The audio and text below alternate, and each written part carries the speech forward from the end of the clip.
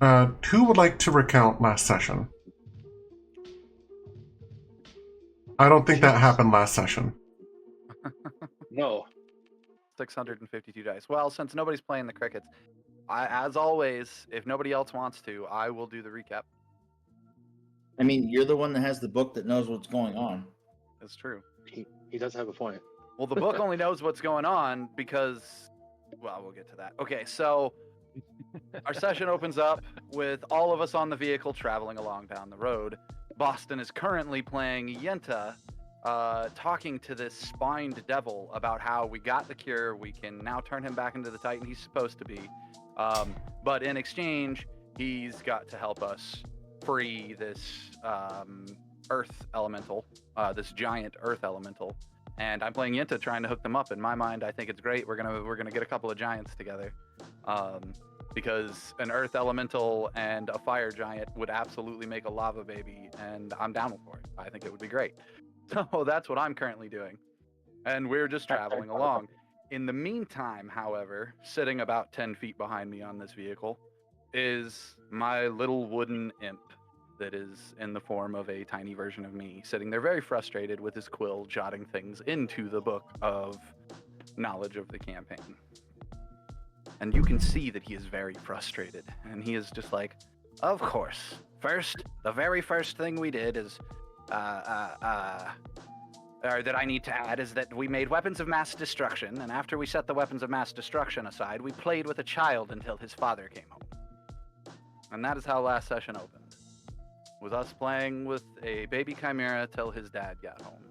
When his dad arrived back, because we didn't want to kidnap him in case dad was gonna, actually come back and be a dad. But at the same time, because he might hunt us. At the same time, we didn't know if dad was gonna be a bad guy when he came back. He was a bad guy when it all started out, and we scared him off. But as expected and as hoped, we turned him back to the side of good. Afterwards, we restored a bust of Tiamat, though we made a new version. To his little cavern cave home. Once we did that, we got on the road. We have too many things to do right now to dilly-dally. So we grabbed our spined devil by the name of Uldric. Uldric, I believe. Let me double check. Uldric. A titan currently in the form of a spined devil. And then, spent the whole time in the vehicle driving along. While we were cruising along, a random handsome stranger crawled out of the river, presumably, but we saw him soaking wet, standing on the side of the road, thumbing us down for a ride. Now, this little imp is sitting here very irritated about this random handsome stranger, because he's probably the only one in the vehicle that knows who he is, because everyone else that could know failed their checks. So he's jotting in these notes about this legendary heroic warrior, and probably even doing a sketch since we saw him in the nude last session. And we all know that Zar is a little bit less than straight. And I am, promise you, talking about the imp. I don't know. That was supposed to be funny. Some of you guys may have got that joke. All right. And so that's where we left off. Driving down the road, having collected this random legendary hero who we also got to see buck-ass naked for a moment. And who doesn't have his memories because he crawled out of the river Styx. Neat. As a party, many of us want a long rest or better than short rests, but we also recognize that Arkin the Cruel is currently pissed off at us and fled from us, and he is probably marshaling his army, expecting us to show up at his front door. So we're kind of trying to get things done as quick as we can so that we can then take an actual long rest if we need to before trying to face him or whatever we need to do going. That said, how long does it take us to get to the Demon Zapper, Dungeon Master? Because, if it's enough time for short rests, obviously players may want short rests, but... It's definitely enough for a short rest. I'll say about 2 hours. 2 hours? Okay. I don't need any healing. I think the only one in the party that currently even has wounds is Gilwin. Yeah. But short rest will recover some things.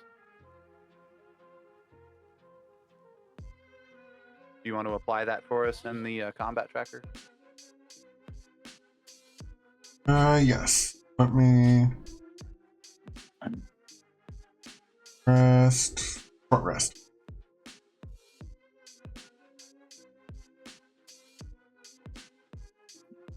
Yay, short rest. Huzzah. Groovy. I I'm gonna use my Song of Rest while we're on a short rest. If he decides to spend a hit die to heal himself, I'll be able to heal him for a further D6. Excellent. cool. Does that stack? Yes, for like if I use it and you use it, yes. All right, then I'll use it too. I doubt we're gonna need to. He's only down like 8 hit points. But I'm only down 8 hit points, and I'm gonna roll a D8. So well, roll your D8. Yeah, if you roll a 1, I'll do it. Oh, that's not too bad. I healed 9 with just my rolls. Whatever. Here, have this anyways. Sweet. Because we all know I'm gonna be playing music while we're on this trip. Are you kidding me? I'm actually over here debating heavily doing something that might completely upset the Dungeon Master's game. What? I always love making them improv, you know? Or you could not. We know I'm going to do it at some point in the game, or in the session. Shouldn't I do it earlier rather than later? Uh, How are you not prepared for this yet? It's been like 4 years in this game. Silver, I'm streaming on Discord if you want to watch. Oh, okay. Thanks. Meanwhile, your unknown traveler friend, he's greatly enjoying the music, and it's like, wow, you could, or wow, you're great. You can almost not hear the awful sound of your engine. It's almost like someone is screaming.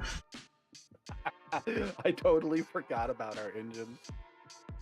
Any music I do comes out like death metal. What was that? Pay no attention to the man behind the curtain. Yeah, we haven't described the engines in so long that I completely forgot that they sound like the screaming of a tortured soul. There's a reason for that. Because it's the screaming of a tortured soul. Speaking of, I believe that this one is almost depleted. Yeah, we could probably just go ahead and swap it out now. Man, I'm gonna have to burn another spell slot. I just got him back. Fine. I set him get free. And we burn another coin into it for another 3 days of drive time. If it's I will burn the other one into it when we leave the Demon's Zephyr. Okay. Are we taking those out? I'm the only one holding them, right? Yep. All right, down to Yeah, 19. you're the only evil aligned character in the party.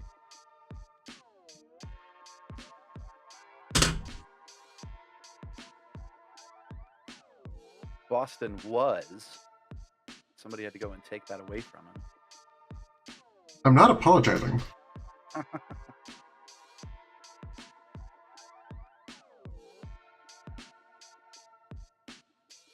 All right. Well, multiple questions. One, I did the recap. Do I get my inspiration? Yes, you get an inspiration for the recap. Hot dog. Two. I am gonna ask out of game the party. There's something I've been sitting on for like 3 months that I kind of want to do in game that could absolutely throw the GM in having to do some improv. And by could absolutely, I mean it's probably absolutely in a very most likely sense. And I basically need the party to help me decide whether I'm doing it now or later. That wasn't a convoluted sentence at all. But the point still got across. Correct. So party, should I throw in some roleplay now or later? Throw in random roleplay now or later? Now it's fine with me. Yeah, now. Either's fine. Okay. Go.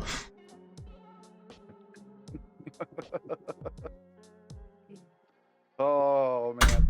So in the middle of my singing songs, as we're traveling along the road, Boston's been having this long-running series of realizations that come down to things like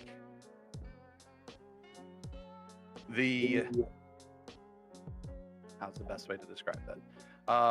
We are not alone whenever I've talked to you guys telepathically. We learned that a couple of sessions ago. We are listened to, very probably by Zariel herself.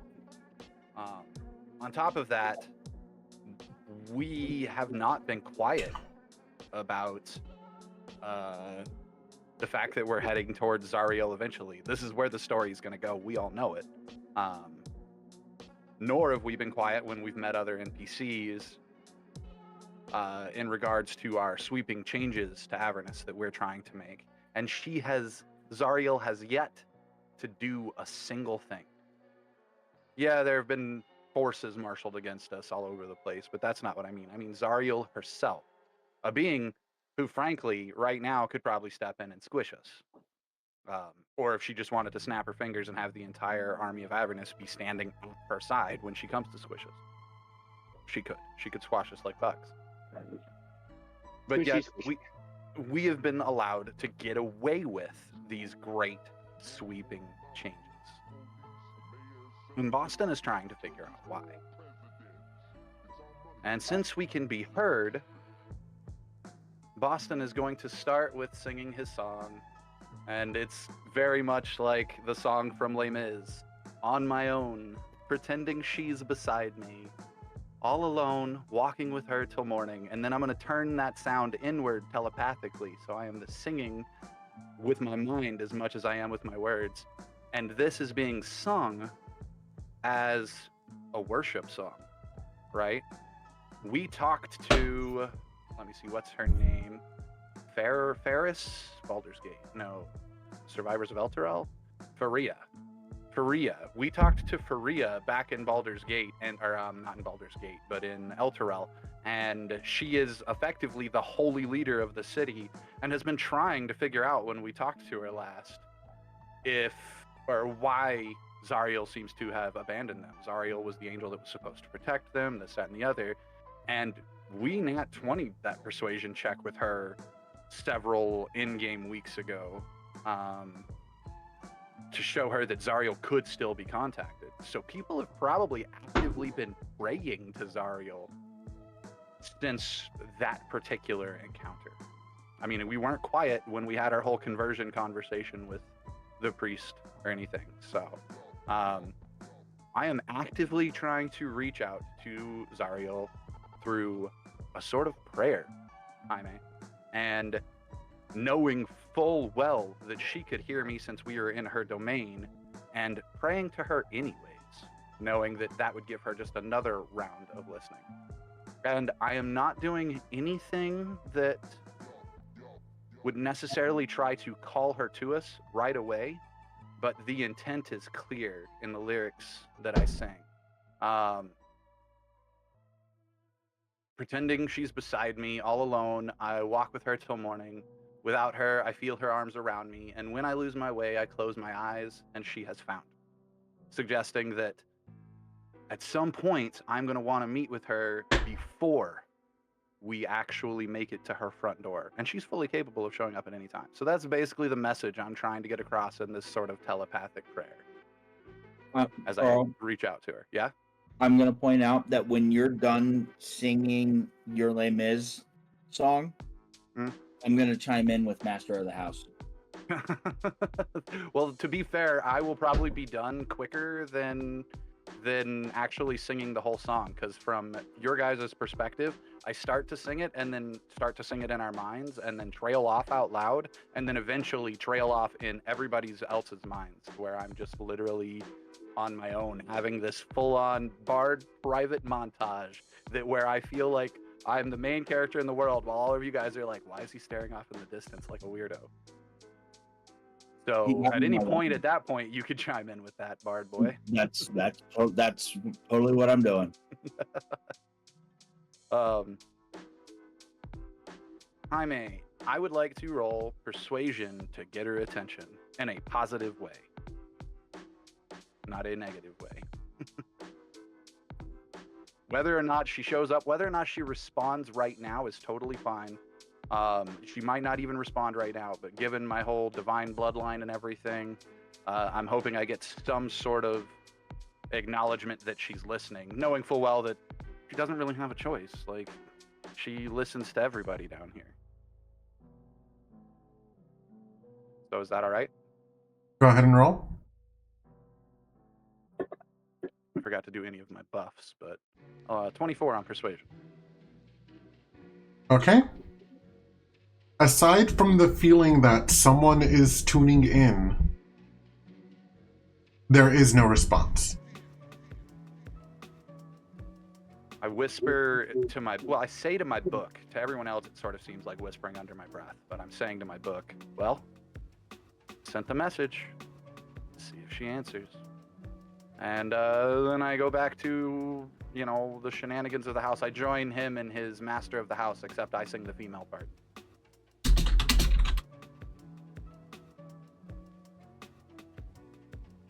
And we continue our trip to the Demon Zapper. Yes.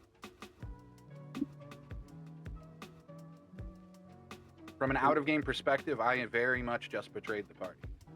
Because I just called up the big bad and was like, hey, I want to have a conversation with you. We should be friends. Is it really betrayal? Well, I mean, yeah, I guess depending on who you ask, it could be. But...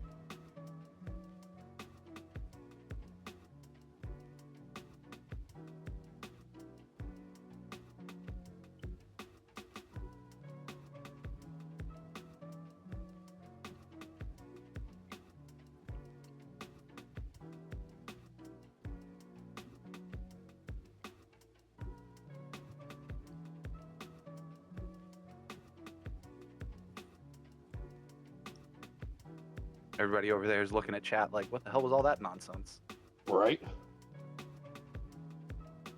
Since when can Felix speak book? Yeah. Look, man, the way I see it, the book understands all languages. I literally could be over there in Pig Latin going, One ishes atne, ishe ishes usj ide. Oh, God, how do you say only in Pig Latin? Only a? Only it. Would it be only it? If it starts with a vowel, you keep the vowel at the beginning. Yeah. Ah, right. So yeah, I mean, I literally could just be over there doing that. It doesn't really matter. I'll use a made-up language. The book understands. Bubble speak. It's an elemental from Iron Druid Chronicles. It Doesn't matter what you say, it's all about your feelings.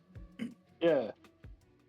Sorry, it just got me thinking of the Solo movie where Han Solo randomly is capable of speaking Sherrywook when Oh yeah. when non-Wookiees are not supposed to be physically capable of doing so. Yeah. Like, that bugged me, honestly. they failed to give us a good reason for it. Just the fact that he just could was kind of dumb. Yeah. Wrong character. I think, I don't remember, but I think one of the comics actually said that Han is sensitive, not a full force user, but force sensitive, and that's why he's such a good pilot. And if that's true, translation can come from that. Well, that's fine for understanding. Yeah. But speaking it is supposed to be like a physical imitation of like the throw. Yeah. Yeah. The same reason Groot speaks and only says "I am Groot" because the wood only vibrates so many ways. Exactly. Fair enough.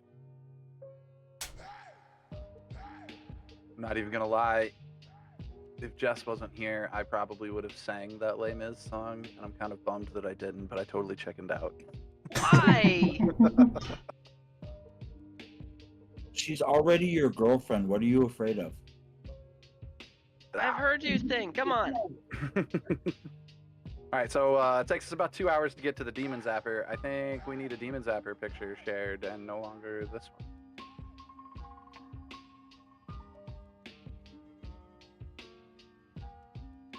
There's the Demon Zapper. Zappy, zappy.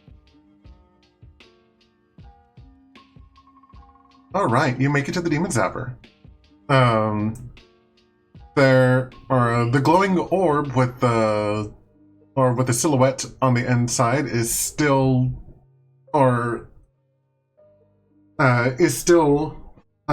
radiating with energy that is attracting that's attracting demons to it.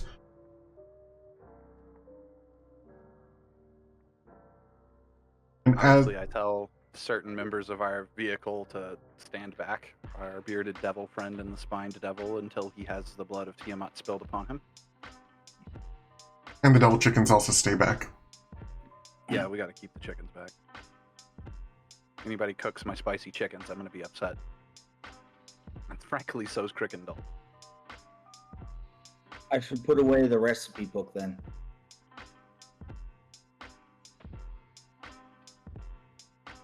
I'm gonna tell you what. You go ahead and eat one, and then what I'm gonna need you to do is roll on a table, because the demon chickens are demon chickens, not devil chickens. So they have ichor, not blood, and demon ichor mutates you. So you go ahead and eat you a demon chicken, buddy, and you tell me how that works out for you. No, I never said I was gonna eat it. I just was gonna cook it. Someone else can eat it.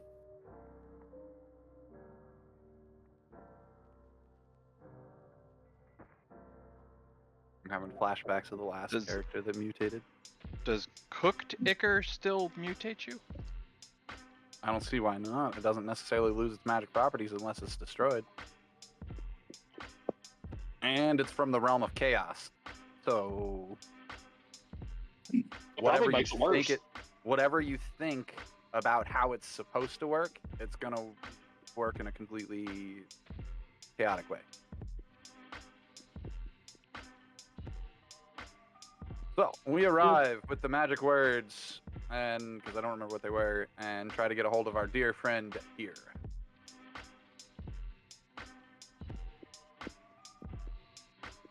There were magic words? Yeah, or she said she was going to give us the magic word to turn off the zapper. I just remember there was something about it. Right, she was going to tell you how to turn it off, or turn it off herself when she was freed.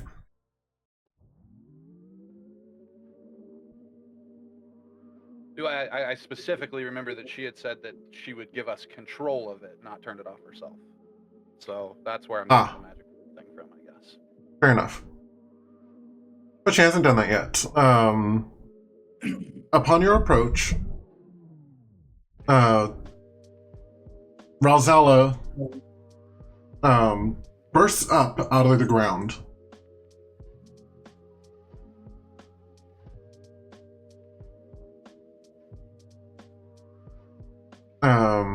And she looks at the four of you expectantly. Ralzella, we have returned to make good on our bargain.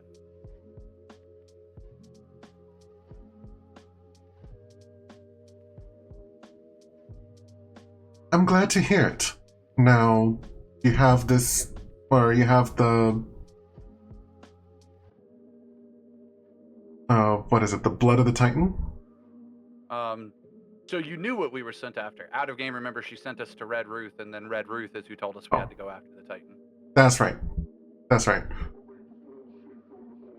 So you have, you have the means to unshackle me. I do, in fact, so long as our deal still remains. That you give us access to the control of the Zapper, and out of game she had told us that what she was planning to do next. And so we told her to just make sure she kept a good word about us on her lips, effectively, because she was heading to work the forges at Bell or something.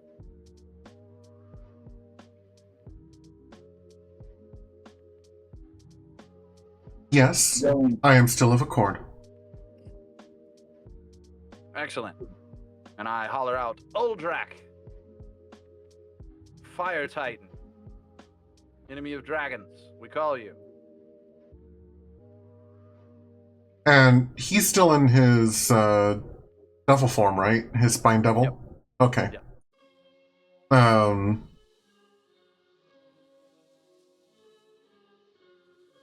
Uldrak makes his way over. His arms are crossed, and he looks very impatient. And I go, well, Razala, your freedom is assured, for you need only the blood of a Titan to be spared. A blood of a Titan with whom I would assume would give that blood willingly, provided you did him a favor as well. You see, this is Uldrak, he who was trapped in this form, and he can only be freed by one thing. And if he is freed, he will become the Titan you need to save you. And I pull out the reliquary, and I say, and this is totally a lie, so I'm gonna have to roll a deception check on this, but I'm pulling this out of my ass, guys, so here we go. I say, he can only be freed by a lover's kiss, shared over the blood of his enemy. And I hand the vial in her direction and say, touch this to your lips. Upon thy lips, place this makeup. And basically, I'm trying to create a kiss the frog moment where she kisses him and he turns into the Titan Prince. And since it doesn't require a kiss, I'm totally lying about it. Does anybody want to hate another when they realize that I'm lying about it? I absolutely will. I was just thinking about casting Minor Illusion to make that be however I could do that to make it To give me advantage. Well, to be fair, you can cast Bardic Inspiration on me too. I can do both, can't I? Yes. There you go. Yeah. Oh god. All right. So here's my deception to make them believe true love's kiss is necessary. Meanwhile, Denal is in the vehicle thinking, I feel like I've read this somewhere. I have a 34 on deception. Okay. He's lying to God. With the help of God. True. Let's see. I dropped a nat 16 for a nat 19. Pretty sure that God believed the lie. Yeah. Hey, the last time I told a lie to a god, they believed it, so let's just keep working with that. So, Ralzello reaches out for the vial, looks at it, like, that's a weird stipulation for this. Also, what kind of makeup is this? As you say, as you know, all curses have strange twists. After all, you have been bound to a place such as this. As for the makeup, worry not. Like many, it's possibly tested from living beings, but it's makeup. It's what you do.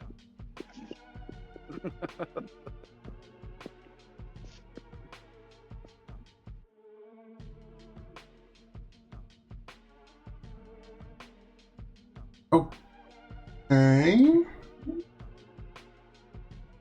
And she opens the vial and uses her pinky to apply the blood of Tiamat to her lips. The blood of the mother. Not the blood of Tiamat, because everybody always gets the wrong idea. And you know what? If Tiamat is, as I call her, the god of creation, and that's who we're placing, that's the perfect makeup, frankly, for a love's kiss kind of moment. Yeah. With any luck, it results in a let's go make a baby moment. Giggity. I just figured out But Boston has never been a horny bard. He has never tried to get himself laid. But this is the third time he's tried to get someone else laid.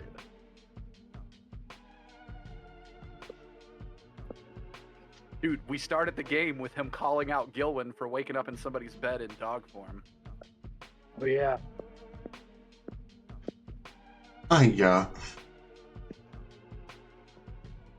So does she kiss the spined devil? She motions for Uldrak to approach, and he does so.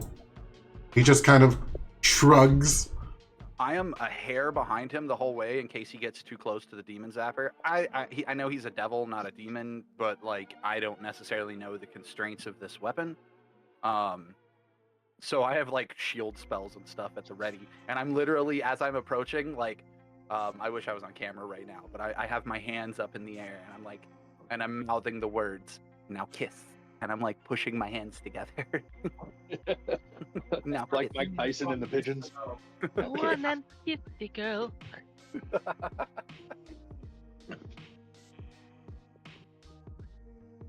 Yeah. In fact, Silver's got it. That's exactly what I do. Sha la la la la la, don't be shy. Look like the boy too shy. Ain't gonna kiss the girl. Whoa, whoa. Yeah, the whole nine. You know me, I'm burning all of my flavor cantrips to have like an entire chorus and make it happen with us. Wow. If Druzzl can hear you, he's singing along with you. I could see the whole party singing along with you. I mean, we are a band of performers. I mean, The whole thing is we are an adventuring troupe of performers, so that makes sense. But I could see Druzzl being the one person who was not the performer part of the party, who we've had to like force to do the performance stuff, sitting back up on the top of the vehicle, just like quietly away from everybody, and just like, la la la la la, don't be scared. I Like, see him. No, I see him right just on. swinging his, not quiet. Nope. Oh, He'd be you're just belting belting it? it out. swinging his feet. Like, While his dragon next to him is like punctuating the parts that would fit with a roar. um, Can you amplify his voice? you can amplify anybody's voice via a spell. yeah. Thaumaturgy. All right. I will rephrase my question. Will you amplify his voice with a spell? That was a would you could you. I don't know if anybody other than me has thaumaturgy in the party. Denal might. Thaumaturgy? Yeah. It's a cantrip. Let me... Spells. Yeah, if it's me, I can't do it because I'm wandered away, distracted with trying to make these two kiss. He has prestidigitation. He does not have thaumaturgy. Damn. Yeah. Well, either way, we put on a whole ass performance to get these two to kiss. Okay. So they lean in. They're like inches away from kissing. And then eels come out of the ground and make them fall over. Oh boy. That's a joke. I was just referencing Little Mermaid. I was double checking. I really thought he was gonna do it to us. I was ready to go. Surprise eels. Better than surprise sand. True. Better than surprise Inquisition. No one suspects the Spanish Damn it. Inquisition. I literally, those words, I opened my mouth and then you spoke. It was, you took my breath away with it, man. I was just left going, nah. What about what about the Chantry's Inquisition? Okay. So they kiss. And nothing happens. Wait, I thought the blood of Tiamat's how we make him normal. It is. What did we fail at? Out of game. He is supposed to spill it. As in, draw. Oh, so after their first kiss, I go, "Oh, my bad. I told the curse wrong." And I take the vial from her hand and hand it to him, and I say, "Okay. You have to make her up."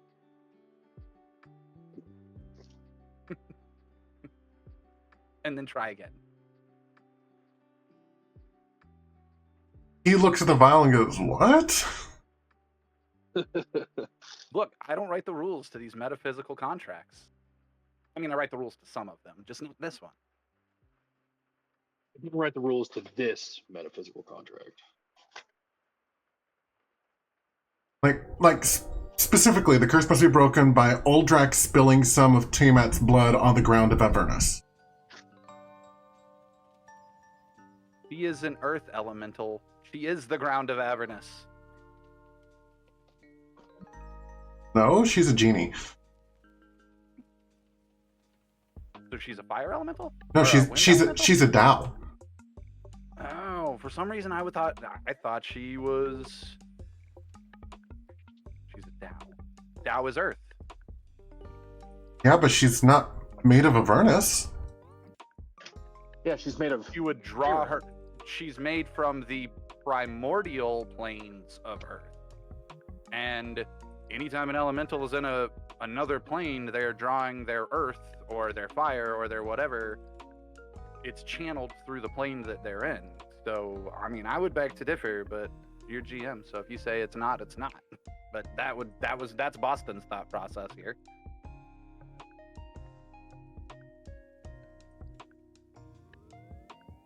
But it doesn't change a thing. Even if it's not true, Boston would say do it. And he would say he would come up with a dozen different ways until they were on kiss number a dozen, until they were pissed off.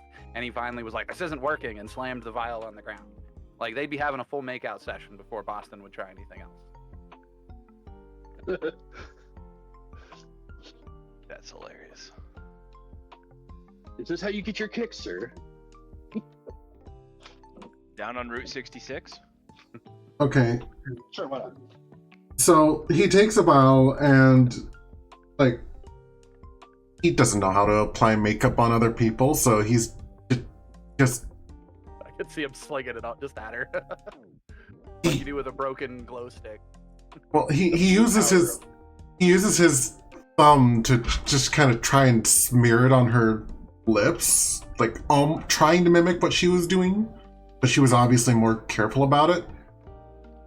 And as soon as it touches her lips, like before a kiss even happens, like the transformation occurs. Oh, he's not gonna make me make them make non-consensual kissing. Oh, I mean, it's got not like we one. were coercing them. We were just giving them false information. So boom, Uldrak turns into a Titan. It's the first time we've even seen him this way. And you're right next to him. Oh yeah.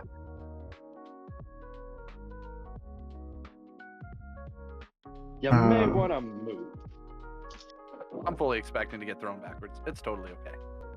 I'll land on my feet. I fell 60 feet 2 sessions ago. I'm good. I forgot about that.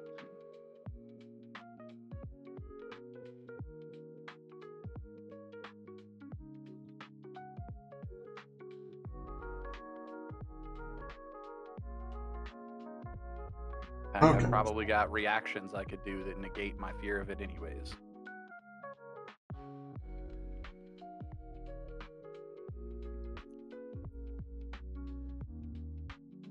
Boom. Bumbleclap.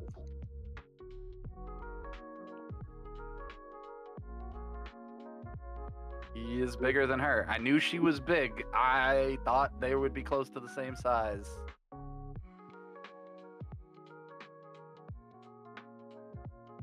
I guess the question is just how rapid the transformation is. If there's enough room, obviously I'm gonna step backwards. Go ahead and roll for a dexterity save.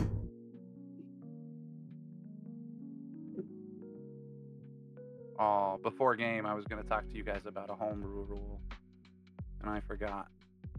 17. Aw. Okay. You manage to jump out of the way as this small devil explodes into a giant titan. And the titan,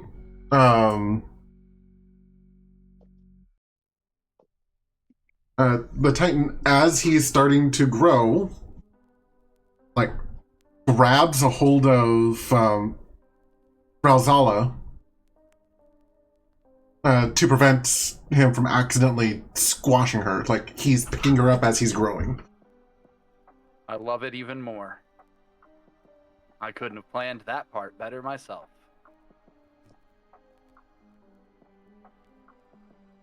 In fact, when I see him pick her up, I take another step back so I can stand next to Vic, and I'm like, look at what's happening. The eyes on my mask turn into hearts.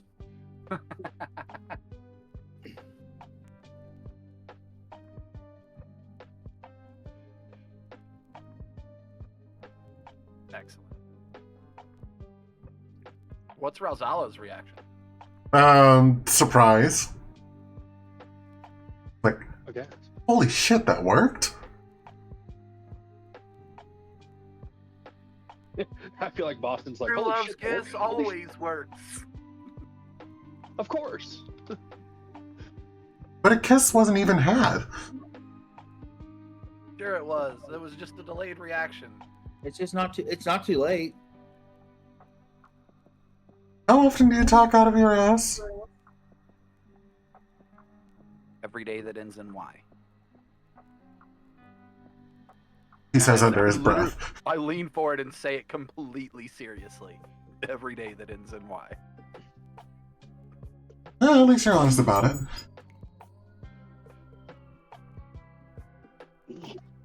See, I don't know what the days of the week in D&D are. I would have said only 3 days a week: yesterday, today, and tomorrow. That's pretty good too. Yeah.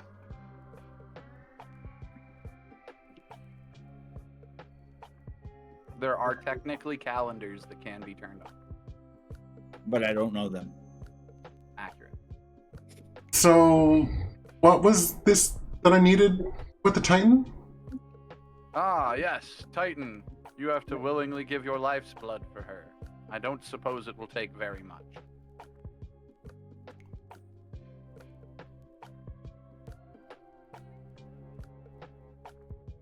I see no issue with this.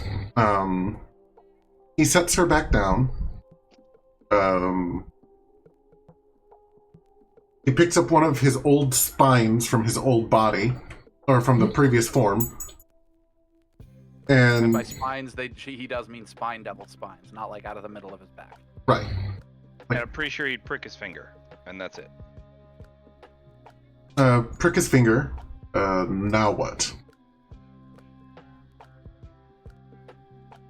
They didn't tell us what to do next about this. I'm gonna roll an Arcana check.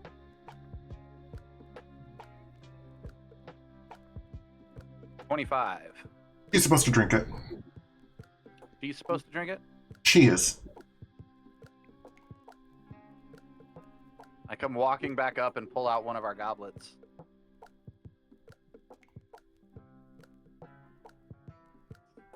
If you please, sir. And I hold up the goblet.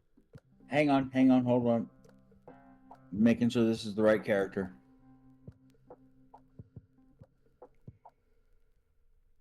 I offer up my tankard. Your tankard? Yep.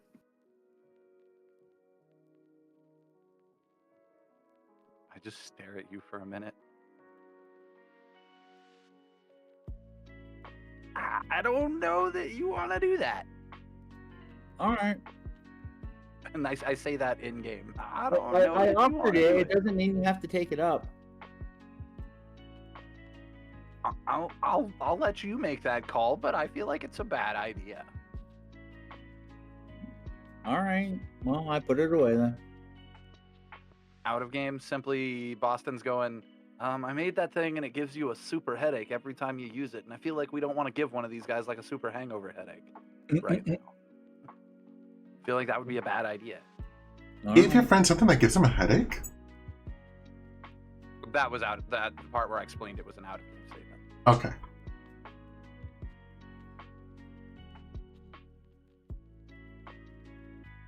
But yeah, I so, forgot about the headache part of it. I hold up the goblet for him to drip his blood into. Okay. He does so. He drips his blood into the goblet. And I pass it to her, and I say, I know the blood of another, a little bit gross, a little bit, life swappy, whatever. It depends on what culture you're looking at. I'm going to assume he's clean. After all, he hasn't been able to do much with this body in a long time. So, here you go. Bottoms up. And hand it to her. He drinks it without hesitation. Gulp. And maintains she maintains eye contact with you. With me? Yes. Well, as she drinks it, I'm casting the spell ceremony. And it's literally... Hold on. I gotta find the lyrics to make sure I say it right. Because I can see them interrupting me being like, what?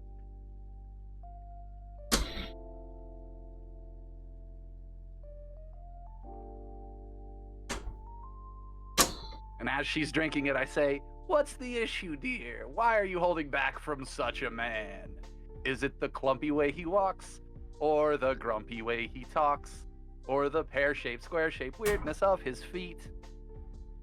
And I start singing Fixer Upper. And I'm hoping everybody here knows what song that is, otherwise I have to keep going. I am familiar with the song. I'm not. Yeah. It's from Frozen.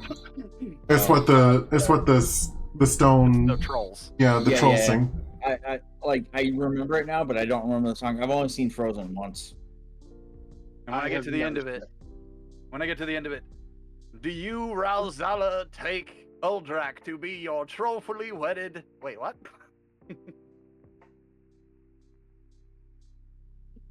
Rollfully. Only if they finish each other's sandwiches. Ain't nobody finishing my sandwiches. It's my sandwich. The worst part of that song. I already got threatened about that.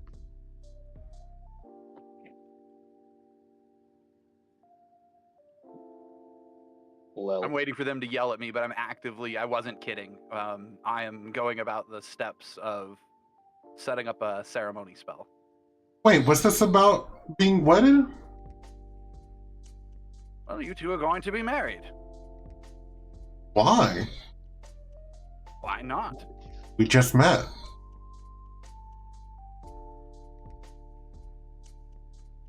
You are two beings capable of exploring time immemorial, and you just met's a concern? Fine. But call me when you do make a decision, and I use prestidigitation to create a business card. And straight up says like wedding planner on it. Ralzella takes it and it's like, Oh my god, I haven't done the business cards in a while. The business cards were part of Boston all the way back in Baldur's Gate, because every time he gave a different one, there was like red pen that had marked out all the previous things on it to wedding planner. Yep. So now wedding planner's at the bottom of one of the cards, and I hand it to her. either way,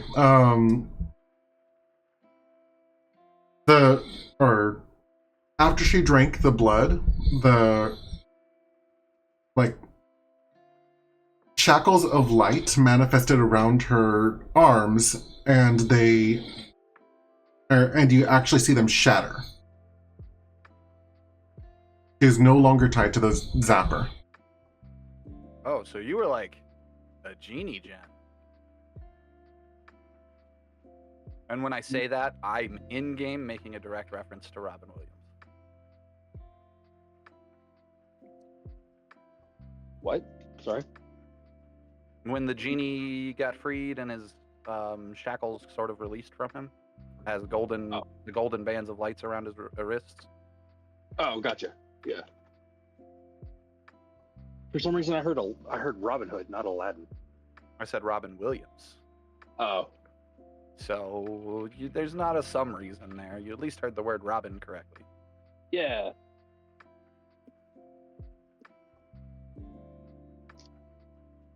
And I go, and about our friend? And I point up at the lake.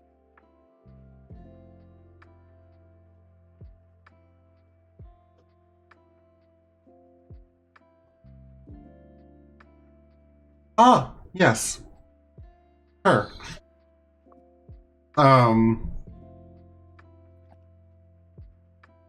She offers you, or she hands you her maul Ooh. and is waiting for you to take it. I reach out for it. It's designed for a large creature. You grab it, she lets go. I was totally prepared for this. I have that cartoon thwack moment. And after it thwacks into the ground, it shrinks to your size. So it waited to shrink until after it humiliated you. Got it.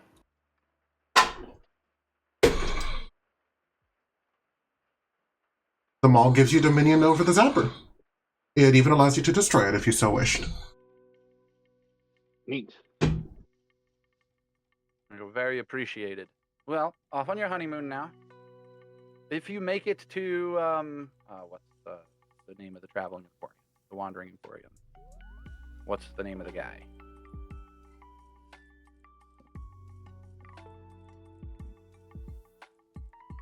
Nobody? I'm trying. Bringing it up. Mahadi? Mahadi. Yes, Mahadi. Yeah, that's right. I knew it started with an M. And I say, if you make it by way of Mahadi, tell him I sent you. And I just kind of give them a wave.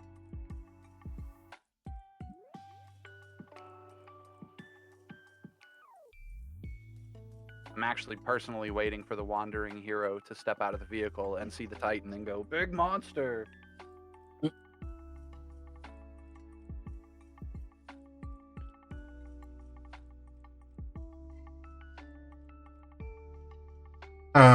Yeah, so the traveler meanders forward. Wow, you're big.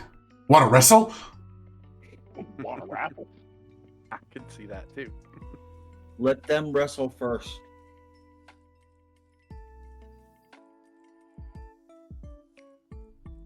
Let them? Are you saying like the Ralzala and him? Yes. In fact, Traveler. Oh man. Yeah, in fact, Traveler. They may in fact be looking for a valet. After all, they both have endured some terrible, terrible things. And before they move on to the next stage of whatever they're going to do, whether that be the Forges of Bel, whether that be back to the battlefields for you, Oldrak, I believe you are both due a moment of respite. During this time, take this traveler with you as your valet. After all, you've got nothing better to do you, friend? And I say that to the traveler. I don't know. I don't know. I feel like I'm here for a reason, but I don't know why. I say over my shoulder, is he here for a reason?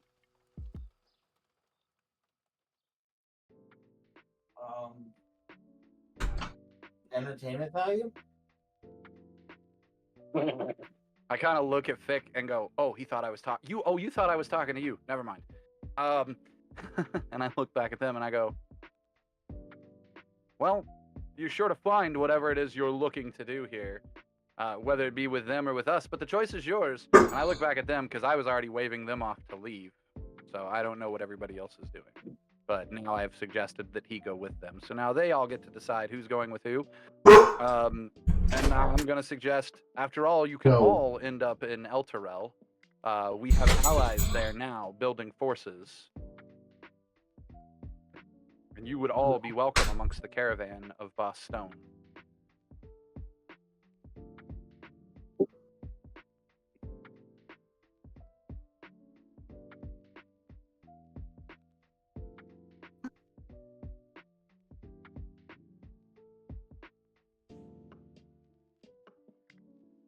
I'm left with the question of, does the random traveler go with them, stay with us, or do they go elsewhere or stay with us? or how they react to me inviting them to join the caravan in Elturel.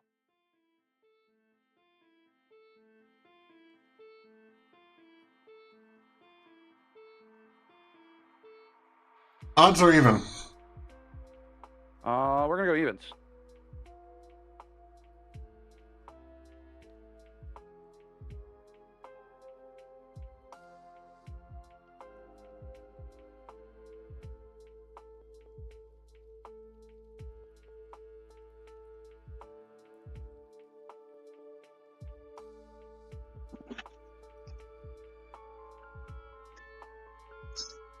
Okay, well, Rosella and Uldrak look at each other, look at you, and Rosella says, well, I suppose since you helped me out, I can do what I can to help you out in Elturel.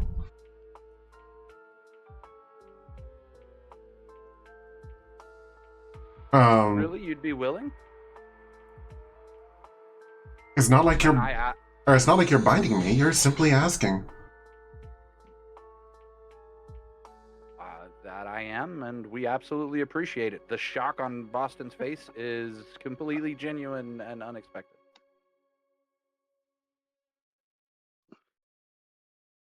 Would you like to hear the tale of the people you are going to help? So you at least know what you have in store for you? Uldrak sits, intending to, or fully intending to listen to the story as well. Okay. And I say, well, first things first. Moon Shadow?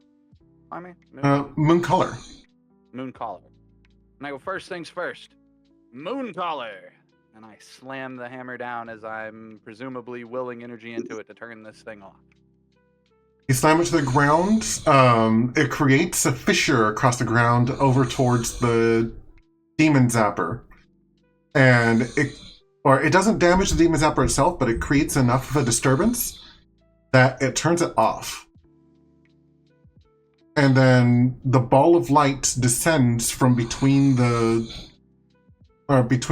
reaches of the stag beetle, or like the little horns of the stag beetle, the pincers.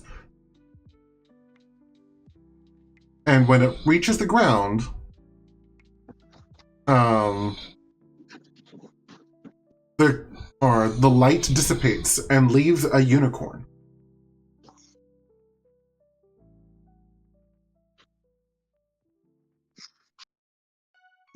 How is the unicorn reacting to everything? The unicorn is currently lying on the ground,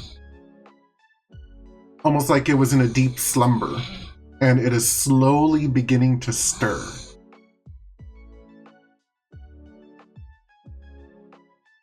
And as In its mind, I would reach out and say, rise slowly, friend. You have been freed. its eyes flutter open, and she acts like she's in a little bit of a daze as she tries to get up onto her hooves. I holler for Lulu. Lulu. If anybody can help this thing get on its feet again and also have understanding of what it's been through and how it's going to feel about waking up in a place like this and everything, she can.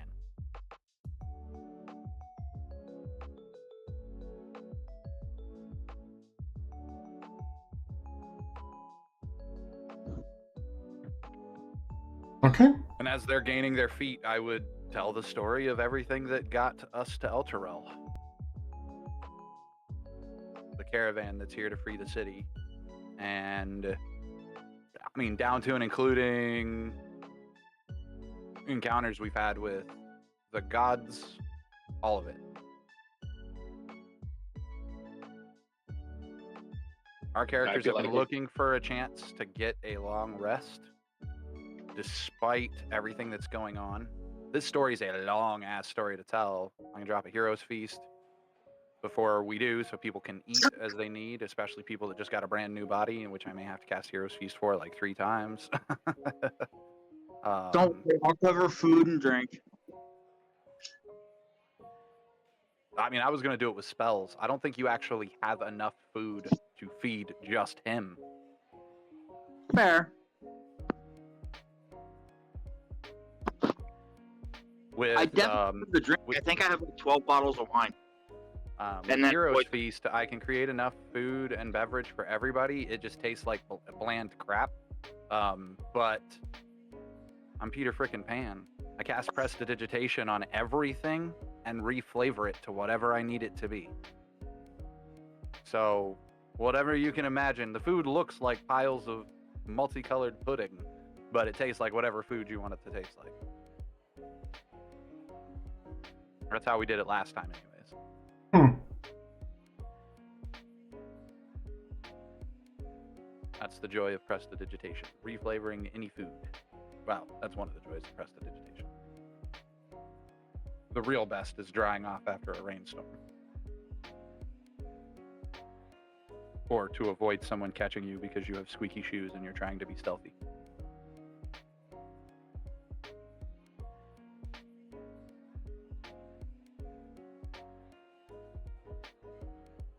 Anyways, I tell the story. I regale them. So, I would like to attempt to get a long rest here for the party. Okay. That Because I need seems one. that seems reasonable. I'll go ahead and set you up for a long rest. I think that I need to let the dog out, so would it be okay if we took a quick 5-10? It would be a good time for a bio. I will be unable to cast any of my. Well, I'm not unable to cast. It just simply wouldn't be very useful with this many giant creatures with us. Leoman's tiny hut. So that means all of us but Gurk will have to roll exhaustion checks after our long rest. Okay.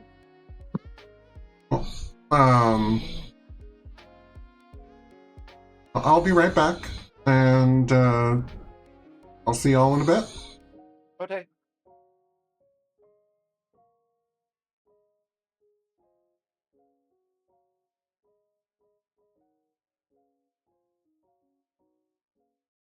Yeah.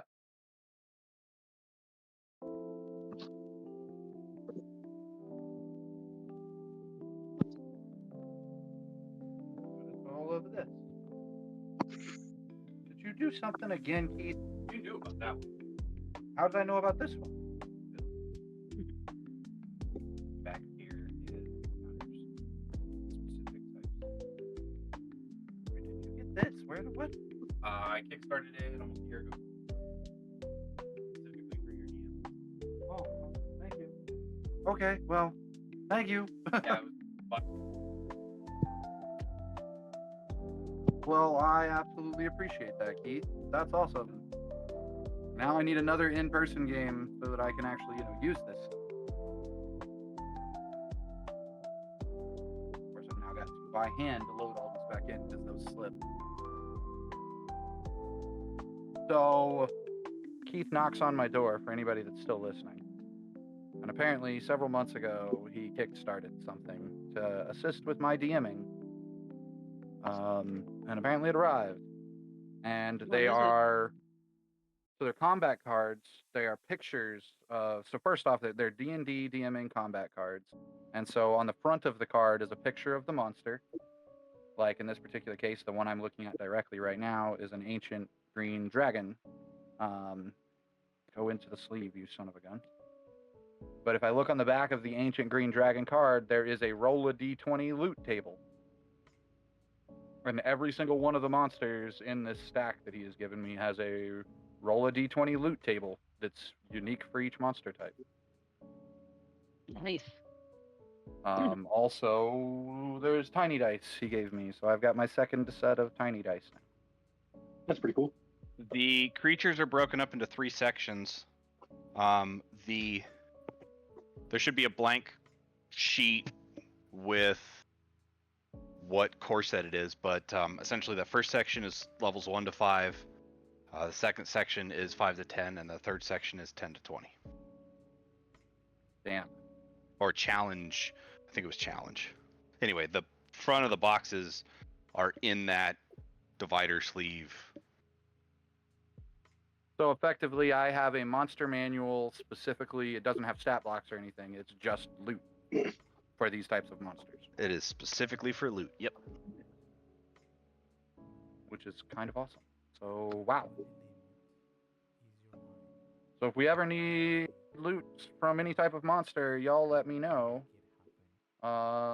Because I can just flip to it and we have a chart to roll on. Yeah, I'm pretty sure I kickstarted that last Gen Con. Now So it just over- needs over one a year ago. for now it just needs one for what you can harvest from the body. Yep. Well, to be fair, Some of that 5e is 5e on those. Yeah, it is. 5e doesn't need a what you can harvest thing because in 5e, crafting only requires you to come up with blueprints and one ingredient, not all of them. So all you need for crafting, which is the system we use in this, is the CR of the monster you're taking an ingredient from, because the CR is all that's relevant for crafting, for the crafting downtime. So if you know the CR, the GM can be like, this was a CR5 monster. Cool. Well, I'm going to take its claws, but I do not take them as a single CR5 set of claws. I take them as 5 CR1 claws, because then I can use them as CR1 ingredients as opposed to a single CR5 ingredient. Yeah. And just break it up that way. So that's how we do it. Because since the crafting system only requires the ingredient to have a CR, the crafting system in 5e doesn't even require you to make a roll. It requires all the onus is on the GM to come up with, you either have found a blueprint or haven't. Or if your GM allows crafting, your GM will, like, we have a system for creating blueprints that we implemented, which is literally a crafting check since there is no normal crafting check.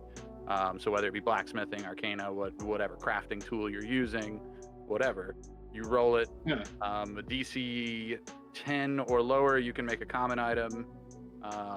15, you can make uncommons. 20s, you can make rares. 25s, you can make very rares, and 30s, you can make legendaries. Cool. So a DC 30 crafting check to craft a legendary item, and then anything higher than that, like an artifact, is going to require more than just a crafting check and or appropriate ingredient level. So magic items, according to 5e, are tier based. So green magic items are all going to be CRs 1 through 5 to craft. I'm sorry, so gray ones are 1 through 5. Green ones are 5 through 10. Blue ones are 11 through 15. The pink ones or whatever, which are the very rares, are 15 through 20. And then to create anything that's legendary or higher, you need a higher than CR 20 ingredient to craft.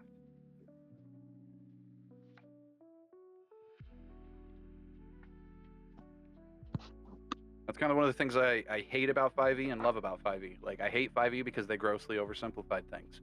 But in the case of crafting, everybody's trying to complicate it by adding whole crafting systems outside of what already exists in the game. When really, you just take what exists in the game and flesh it out, and it's fairly balanced. I just thought it'd be like if you needed a specific flavor, like if you were making dragon scale armor or something, you'd have to get the scales off the dragon.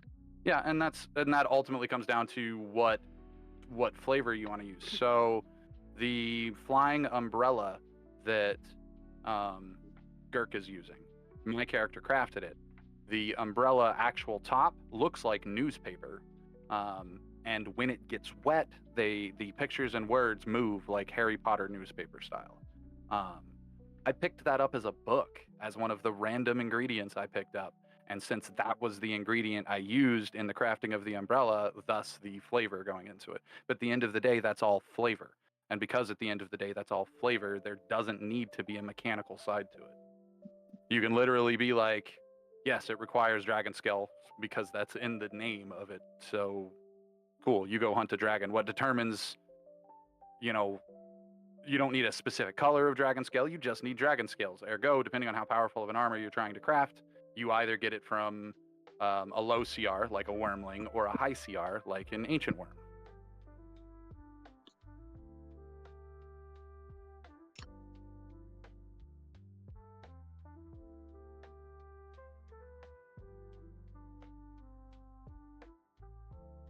I'm guessing that was him talking to the dogs. I mean, I don't know unless that's how he talks to his SO. I would pay to see him talk to Oreo like that.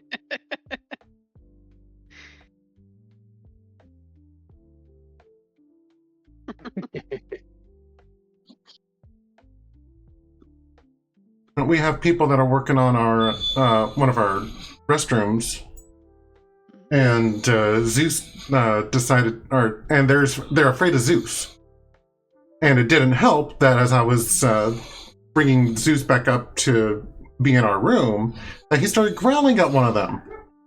Oh. How big of a pup is it? He's a medium-sized dog. He's a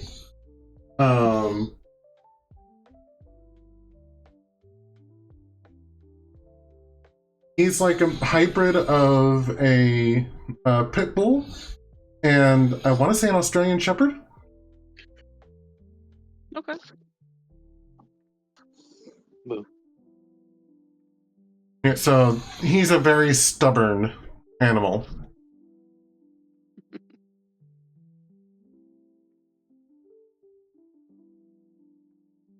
And smart enough to get himself into trouble. Isn't that right?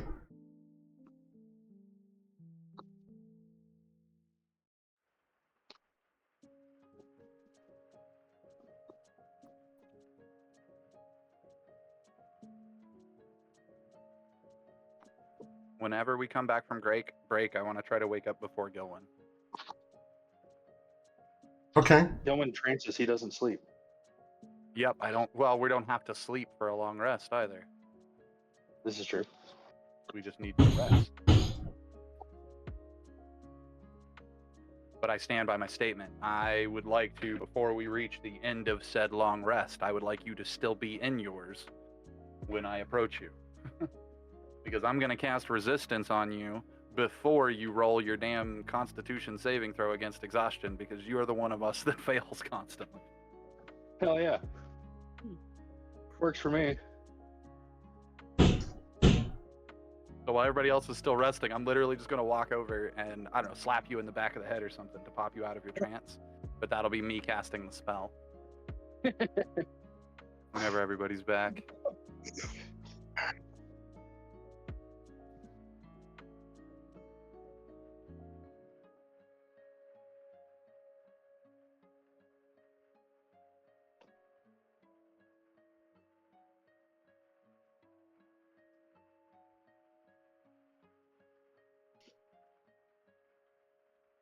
Who are we still waiting on? Are we waiting on anybody?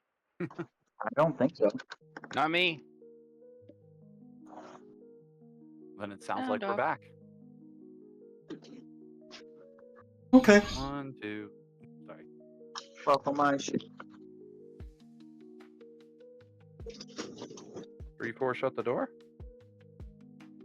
5, 6, grab your crucifix. 7, 8, better stay up late. 9, sleep. That's what I used to sing Jason to go to sleep to. That's what my mother used to sing for Christina to go to sleep to. Kind of explains a lot. Y'all heard a different version from me. Ours is, we were singing from Freddy Krueger. Oh, okay. We started with the original and then we switched over. What do you mean with the original? I was singing Corn. Well, fine. But it still had the original lyrics. I mean, the beginning of the song for the Freddy starts out different. That's true. So, we're all back. Is OBS recording? Yes. Sweet. I cast resistance. But first, I suppose I should roll my wake up constitution check. And you guys are lucky. Mine sucks. You guys all have to make a DC 11 check. No, I don't. Well, you don't. I have to make a DC 14 check. That does suck. I'm gonna spend my inspiration. Try this again. Much better, I Oh, passed. it went below my taskbar. Same. That was weird. Yeah. I never seen it do that before. Same. Cam, you get to make yours with a bonus D4 to your roll. Neat. But you It's a and saving you throw, and correct? you and Druzzl both have to. Yeah, it's a Constitution saving throw, DC 11.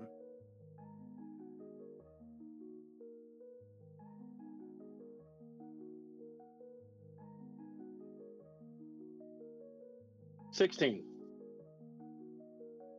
Nobody's exhausted. That means yours gets to stay in 11. Well, not stay in 11, technically. If you have to roll another one today, it becomes a 12. But if you don't have to roll another one today, it's going to be an 11 first thing when you wake up in the morning. Mine gets to become an 11 tomorrow when I wake up. Otherwise, I'm still growing 14. Like, my next one's going to be a 15. Awesome sauce.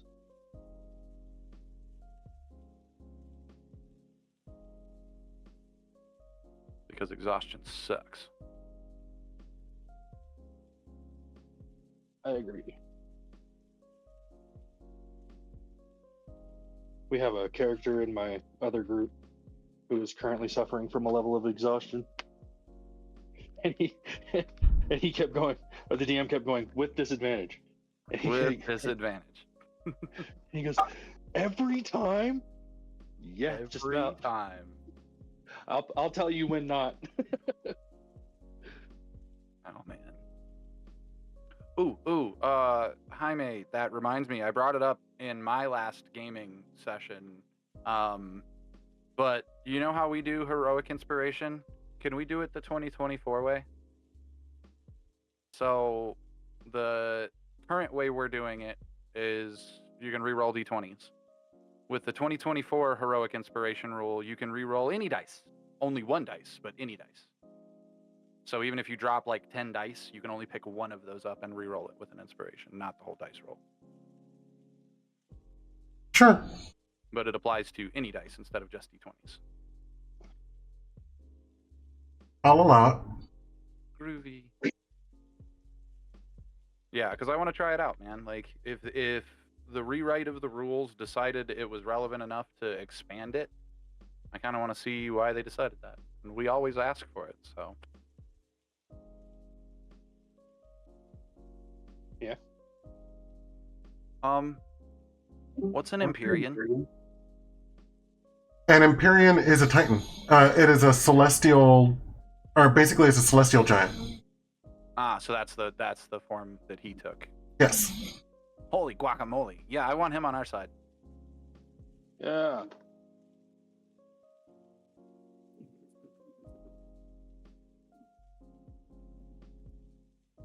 I love guacamole.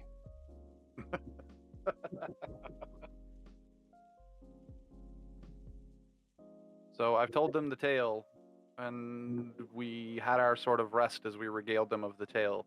How is our traveling hero / these other two adventures / the unicorn taking in the tale?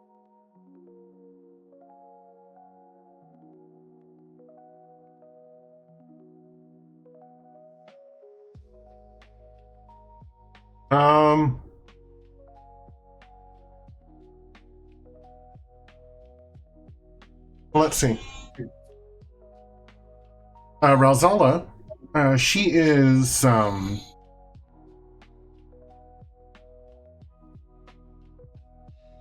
she listens quietly and nods sagely along with the details. Uldrak,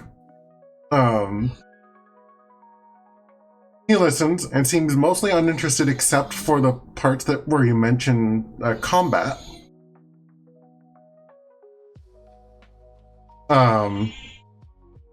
Minsk, the unknown traveler, you don't know where he got the popcorn, but he's sharing it with the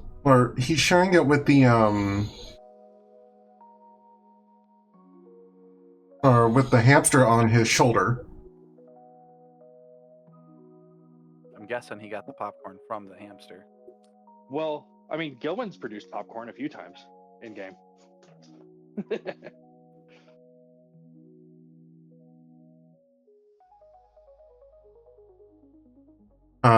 People with your random popcorn. I think you actually summoned summoned popcorn one time when we were that very first temple where we created our very first totem pole / lightning rod. I'm pretty sure we had a pile of popcorn in there. Yeah. I have a distinct memory of that. And the unicorn, like Ralzala, listens quietly. Quietly and respectfully. How is my Gaius responding to the fact that the unicorn is free? Do I feel like it's lifted, or do I feel like there's still more I have to do? Oh, you feel like a massive weight has been lifted off of your shoulders. Oh, thank God. Because I had one other thing I thought I was going to have to do, and maybe I won't have to. After all, it was a Gaius cast on me by an evil dragon spirit.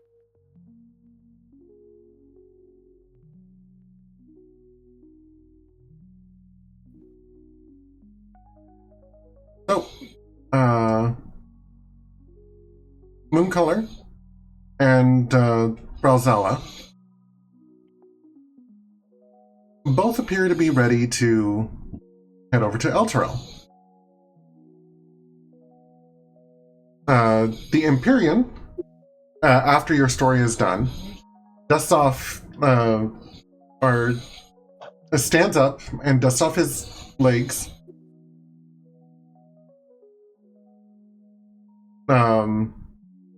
Before looking up or in the direction of Elturel himself. It sounds like they can use all the help they can get. However, I am interested in this devil, the Devil Udo. Sounds like he'd be a worthy challenge. Maybe I should go find him.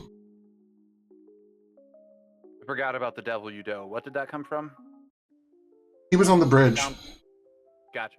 Oh, yes, that's right. He was our first swing at a writer. Whatever they're called.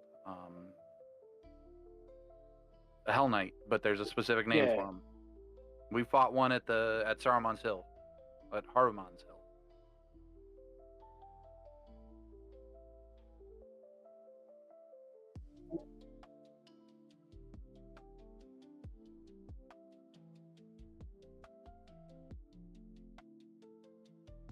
The one that rides the nightmare?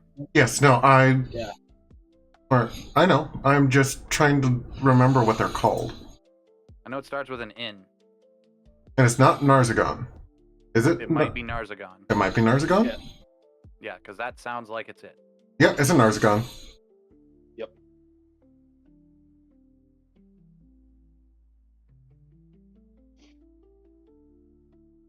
I say, well, he is definitely putting up, how would I describe it? He is definitely being a problem for the current survivors. But he is not their only enemy. You can fight him for sure, but he has an entire army he's also standing against of demons that are trying to fight their way into the city. So whether you stand in protection of the city or not is inconsequential. If you can give him or them a bad day, I will be satisfied.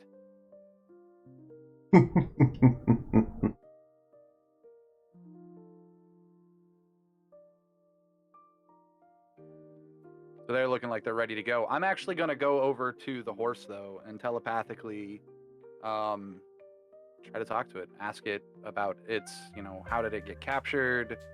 Is it okay? And more importantly, does it want revenge? Like, I need to know if it's got anger set in its heart after everything it's been through, after the torture it's been through.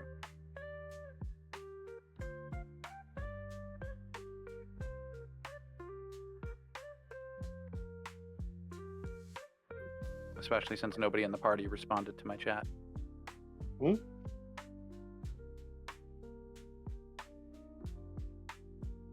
I see it now. I don't. I think it's Druzzl.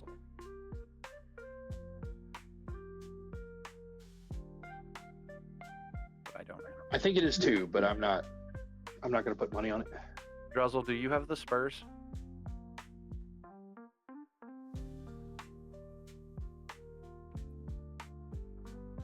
They are not in my inventory. Are they in mine? I don't think they're in mine. Vic, do you have the spurs? I'm looking right now.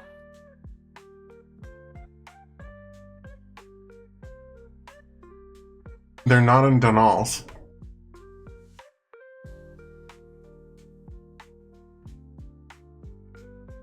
One of us took the spurs, and I'm 90% sure it wasn't ever supposed to be Boston. I think Boston told somebody else to grab them.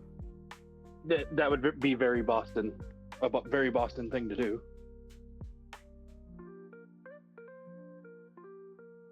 I don't have them, and they're not in the party sheet either.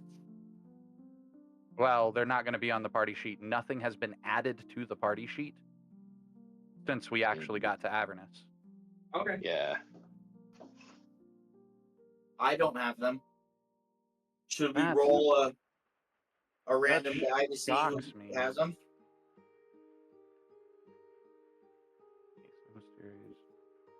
I'm going to look and see if maybe I added them to one of my ingredient stacks. Oops, don't equip my ingredients. That's just weird. Yeah. That's just weird. Nope, I still got my demonic papayas. Demonic papayas. Avernus ironwood tree, 4 tusks and a monculus goo, toenails of a dead man walking, essence shade, aboleth eye, nightshade, no CR5s, the Fang of Tiamat.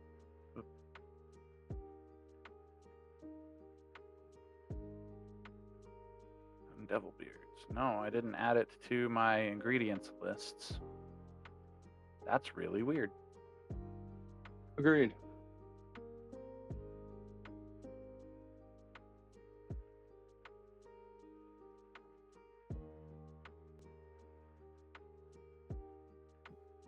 Well, it may have never got added to somebody's character sheet, but I was 90% sure it was Druzzl that I handed him to, because at the time I was trying to figure out how to get him something that could fly. But it's up to you guys how we work out who actually has them. Since I'm okay with giving it to him. Yeah. I remember you giving them to him too, but I thought we just. who did we lose? Druzzl. We lost Druzzl. In the middle of a sentence. right.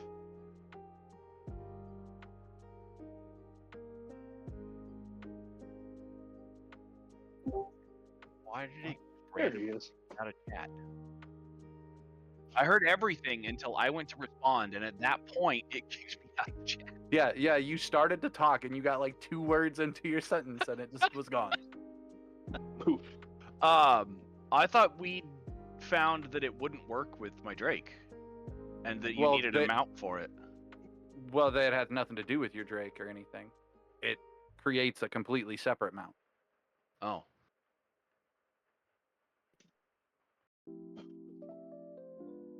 That may have been why he was reluctant.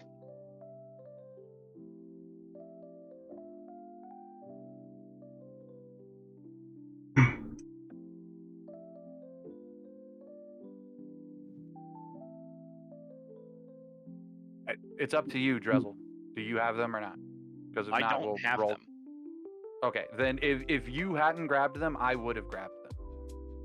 So if you didn't grab them, you didn't grab them. I already have them. But somebody has them. So if you say you don't have them, then I'm just gonna say I have. Sounds good to me. Cool. Yeah. Then back to what I was doing with the unicorn. I am trying to figure out how it feels about its enslavement as a weapon against the a weapon by the devils against the demons.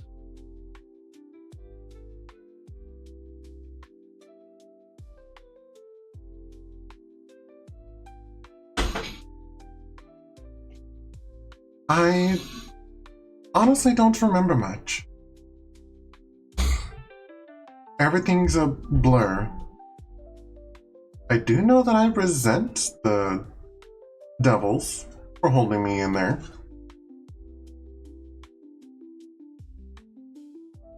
Damn. It's not enough for me to Palpatine him.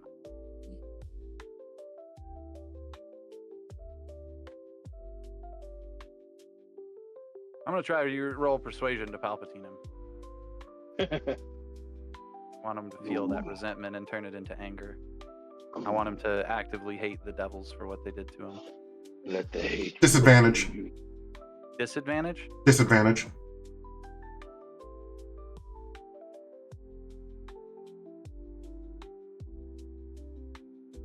I still got a 14.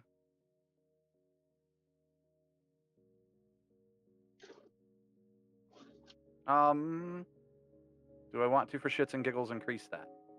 I think I do. Actions favored by the gods. It's a skill check, saving throw, or attack roll.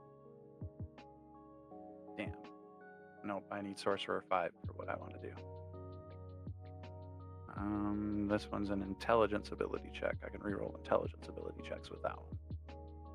Dang it. Yep, so 14's all I got.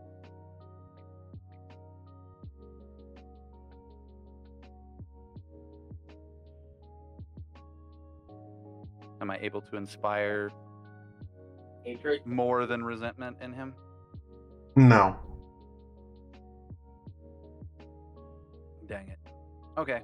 Well, fine. I point them in the direction of Elturel and let them do their thing. And look at the Traveler and ask him what he would like to do.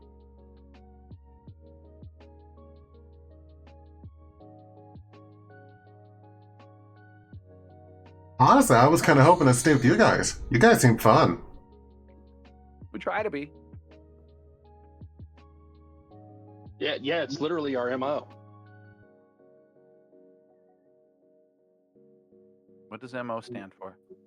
Modus operandi. Boston asked that in game. He goes, "What the heck does modus operandi mean? What language is that?" Sounds like a food. It does. I haven't thought of it. I heard somebody say it once. I thought it was catchy. You got around Boston turning this to a meta moment by saying it that way. Well done. Boston was gonna be like, "The fuck is Latin?" Vini, Vidi, Vici.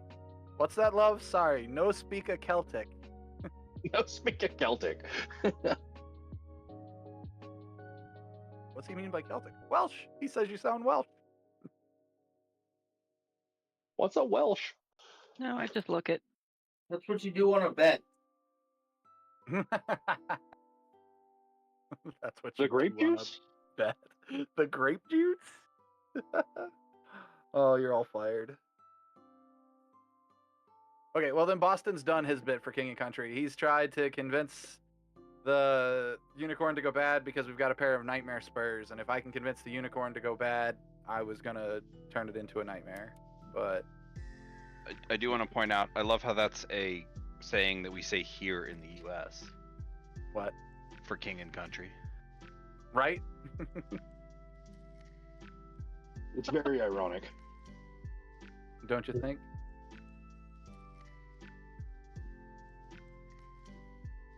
I really do think. It's like rain. Sorry. Oh, sorry. That was really sour, and don't do that. Okay, well, I'm gonna head back to the vehicle. We're rested. We've done our thing. Our next stop, as far as I'm concerned, is Arkan's Tower to start a war. Are we Like, I know bringing that's the what we're Titan doing, when we it's start that funny war? to hear Stark said that starkly. What do you say, Fick? What was that? I just think it's kind of funny how you said that so starkly. Which part? I To know go it's start a what we're war? doing, but And you just asked if we should bring the Titan with us to start a war. Do you want to spit it his way before he wanders off? At the moment, he hasn't been asked to come with us to handle Arkan. he hasn't. No, at the moment, him and everybody else is being sent to Elturel. Oh no, I'm rolling persuasion, and I'm just gonna be like, nah, come on, come with us. And that's literally what I'm gonna say, but I have a pretty high persuasion.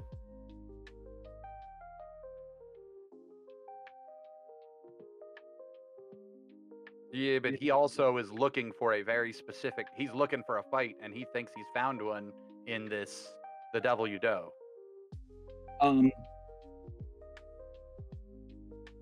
I promise him a good fight one way or another. If it's not with our enemy, fuck it, I'll fight him. Oh shit, my persuasion's not as good as I thought it was. Either way, I'm still gonna try, but it's gonna be, just come with us.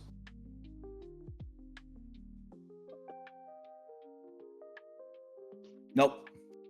Well, considering, but I was about to say before you even roll that, considering the fact that Druzzl was the one who asked the question, does he want to have some say in the discussion of inviting him along?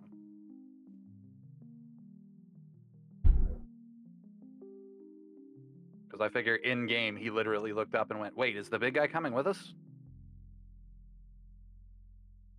Pretty sure I would have called him Big Brother. I would respect that too. So, do you want to have some say in whether or not he comes with us? Do you help Vic and try to convince him to come with us or anything like that? How far away is he? His strides, probably only a couple. I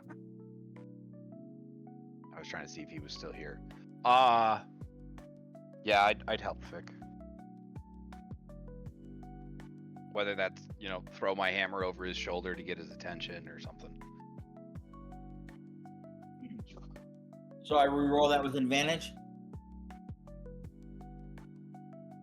Yes.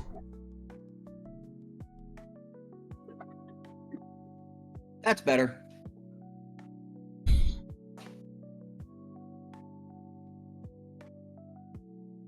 He is unswayed. Really? Did you tell him there were dragons there? Because there's dragons there. Well, I mean, if he wants to miss out on a good fight, that's up to him. And I say that out loud, but to you. He thinks he's found one. Let him fight one. We might need him later. Besides, we can handle Arkan the Cruel. It's not like he's got the hand of Vecna or something.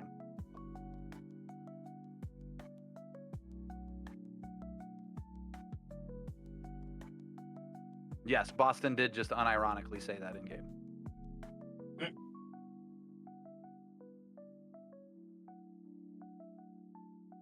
The travelers thinks about it's like, Arkan the Cruel. That sounds familiar. He sounds like a bad dude. Let's go kick his ass. He's not exactly a good dude, and I'm down for it, I say as I'm climbing onto the vehicle.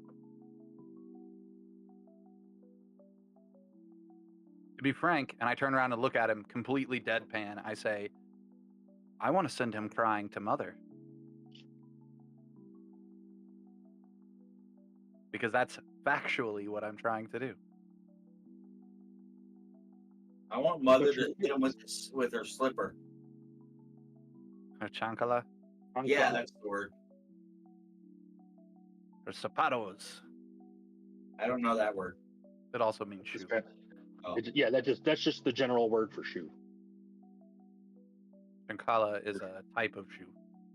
It's a sandal. Flip flop, sandal, whatever you want to call it. long as it's not an UG.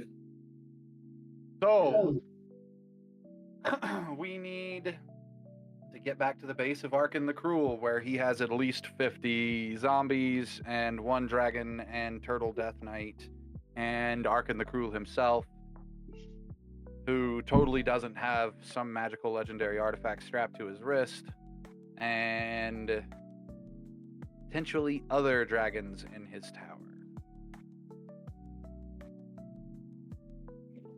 Out of game, if we go back there and actively decide we're going back there to pick a fight, I want you guys to know that this is our potential TPKing fight of the game. One of. Yeah, that's what I was going to say. It would be the biggest fight we've for sure dealt with. The only other one to come close was 16 monsters, and this one starts with 50 just in the amount of zombies we saw outside. Everyone brush up on your AoE.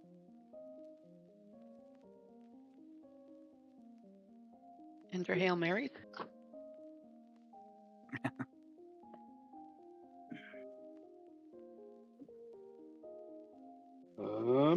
Oh no! What? We did just have a. It didn't save my tokens. So you have to replace all those tokens on the map. Before you do, my advice is roll a percentile and see how many of those 50 we just take out running them over with our big truck. So then you don't have to worry about even placing those tokens.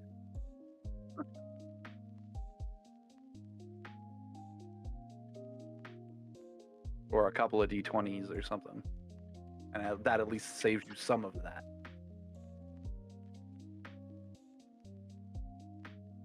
Alright, hold on. And before we hit that map, it also becomes a question of how long do we have before we get there? And guys, do we want to take a little extra time to prep before we actually attack the place? Dude has had about 9 hours since we last encountered him. If he has taken a long rest, he's fully recovered, but only if he used that time for that.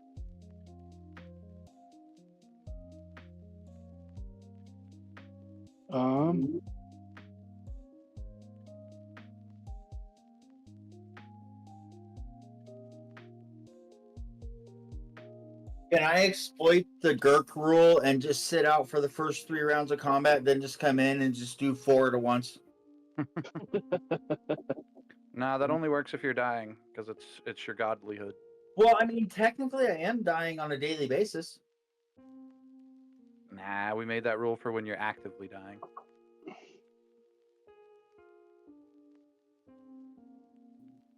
Fine.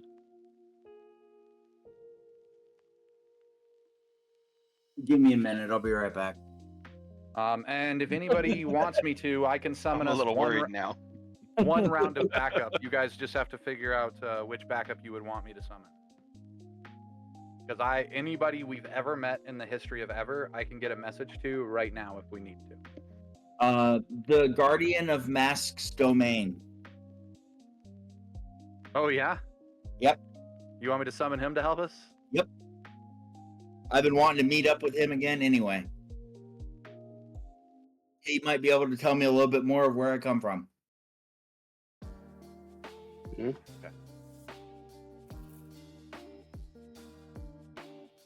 I'm waiting for him to be like, but you were never masked to begin with. You're technically Cyril or whoever.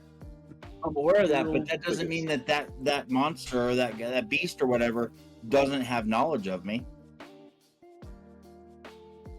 Oh, at last discussion, all we knew is that he knew about was his domain and his master.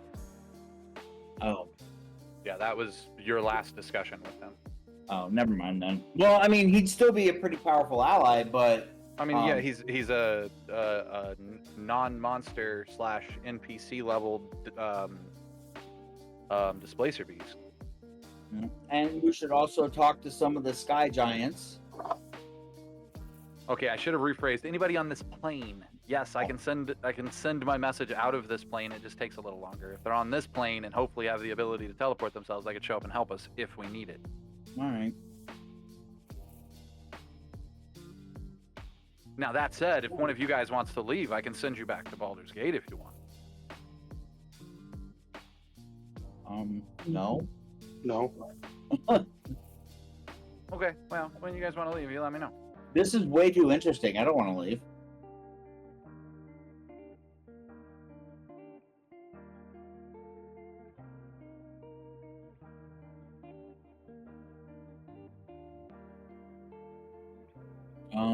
Trying to think of who the most powerful being that we've come across that didn't try and kill us is.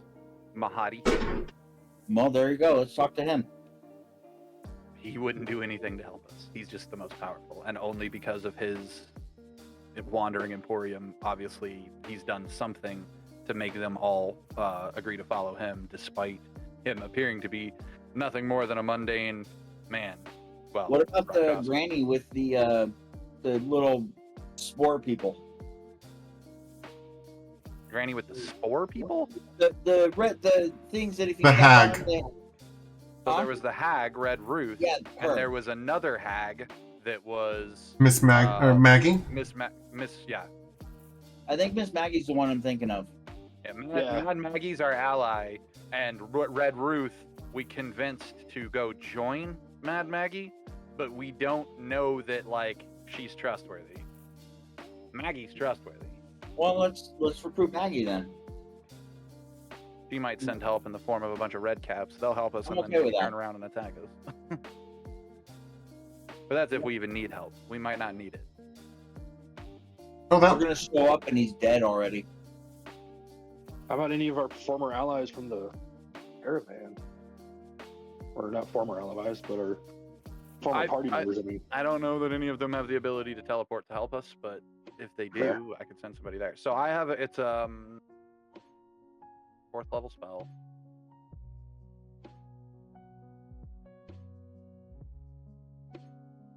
Feet.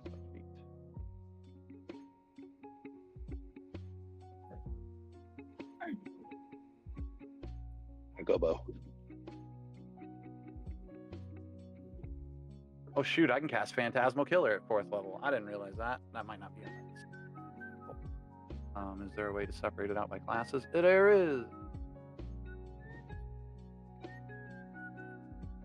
Sorcerer, Warlock. Okay.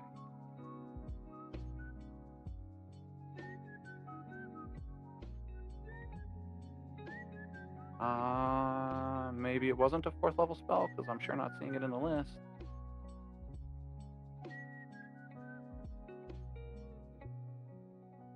Maybe it was a 3rd level spell.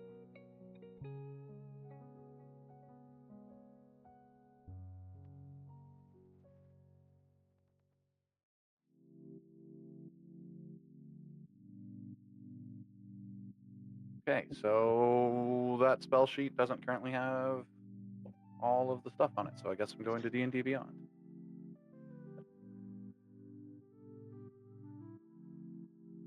I'm just trying to occupy time while he finishes getting tokens on the map. Yeah. Who's blowing up my phone? The Unabomber. Mhm.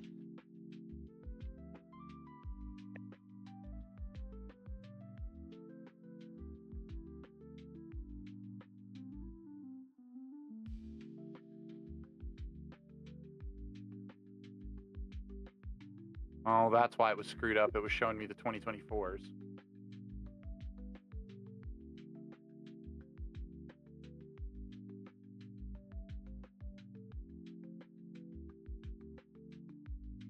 Well, that's helpful to no one. Why is it still showing me 8th level spells?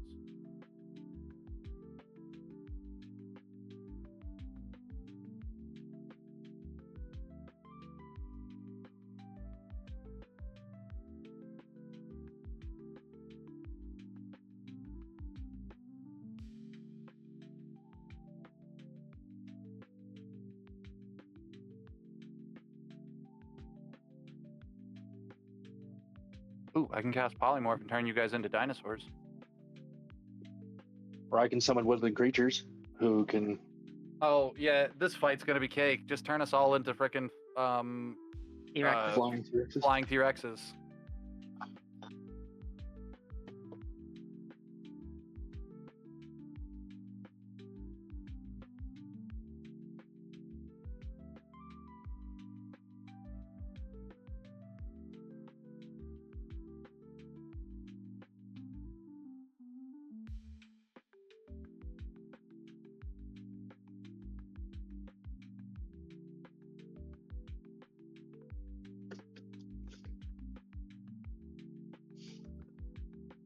Oh, there it is. Baldur's Speedy Courier.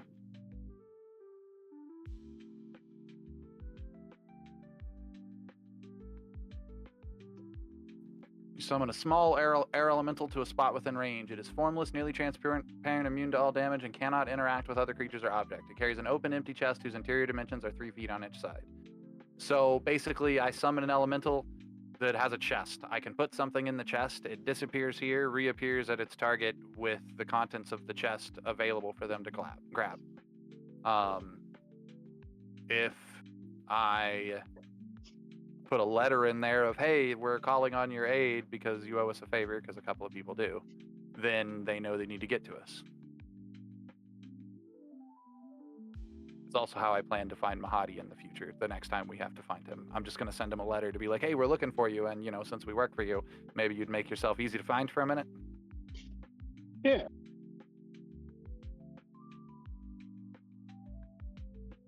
Fourth level spells are great. You should also include where we are so that he can just come to us.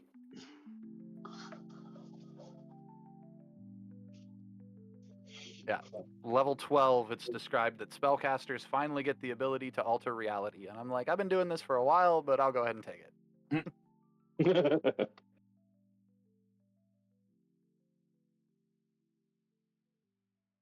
The only thing that sucks is I only have one 4th level spell slot.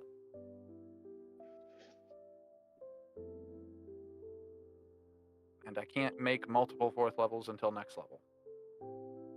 I thought you had like 27 of them before you spent all of them. Oh, that was 1st, 2nd, and 3rd level spell slots. For 4th level slots, I don't have enough sorcery points. I can't store enough sorcery points to convert my existing spell slots into 4th level for another level. Fair enough. If I get one more level of sorcerer, I can create 4th level spell slots. When I get to... I will never... Or, wait a minute. I can't say never. I think at level 20, I will be able to create up to 5th level spell slots.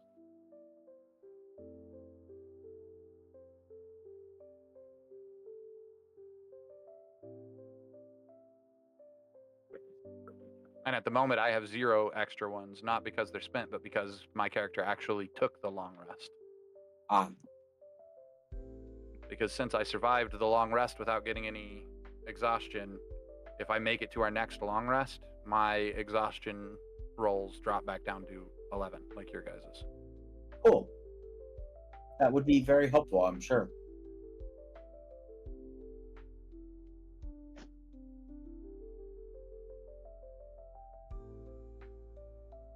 Ichigo.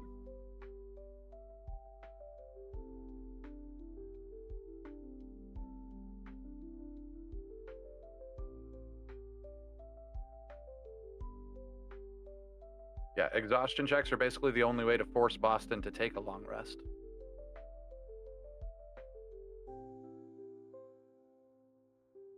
But just wait till I hit level 20. 8 more levels, and then even exhaustion's something I'm not worried about. Because at level 20, I will be able to cast Restoration to remove my exhaustion levels for the cost of Diamond Dust, and I will be, by level 20, a level 10 Bard of Creation, which means I can create my Diamond Dust using my Bard of Creation abilities an infinite number of times, and use it as a spell component without problems. Nifty. Yeah, so I will no longer when Boston hits level 20. That's why I always joke that when he hits level 20, he's finally a god, because he has unlimited power and nothing can impede him except for Ao the Overgod. And that's how gods work, is they have infinite power and nothing can impede them but Ao the Overgod.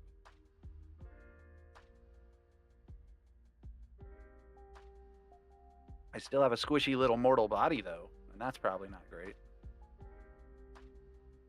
The god can one-shot me, it's sort of all over. Which actually, I'm doing pretty good for hit points. I think I've got like 98 at level 12. Yeah. Create a soul catcher.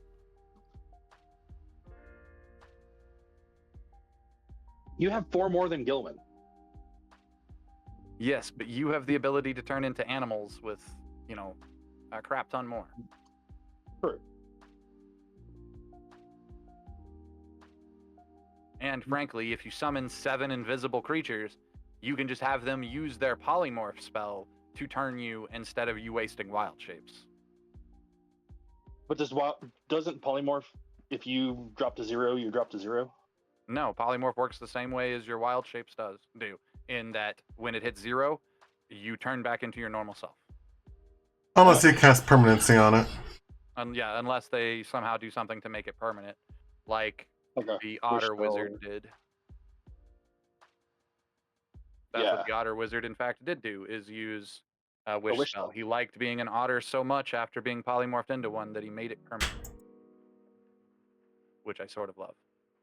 I love that there is a canonic to a canned module that there's a canonic Otter Wizard that is obviously terrifyingly powerful, because he was so powerful that when he was polymorphed into an otter, he was totally comfortable using a wish spell to make it permanent.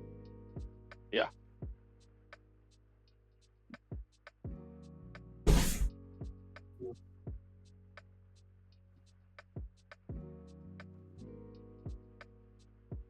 I hate I that want to make everybody. him a villain in a game. You I want to hate that make the otters are otter available. into a villain? Yeah, just because again, a wizard doesn't have to be a bad guy to be the quote unquote big bad guy. He could simply be doing magic experiments that people need to stop. Stop transforming people into otters. He's building his own society of otters on his little island. God, there are so many bad guys being added to the combat tracker. Well, if you know anything about otters, the animals, they're pretty villainous. Doesn't it I'm matter trying to- whether they're salt or fresh?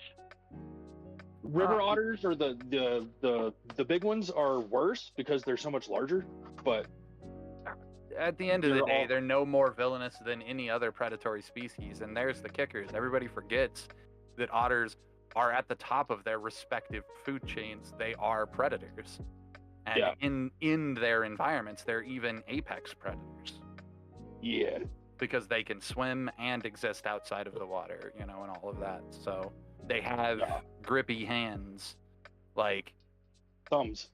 yeah, the otters are terrifying if you really take the time to think about them. So are dolphins.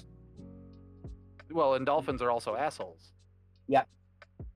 I love what the dolphins. So everybody's been paying attention to the orcas that were flipping ships in summer, right?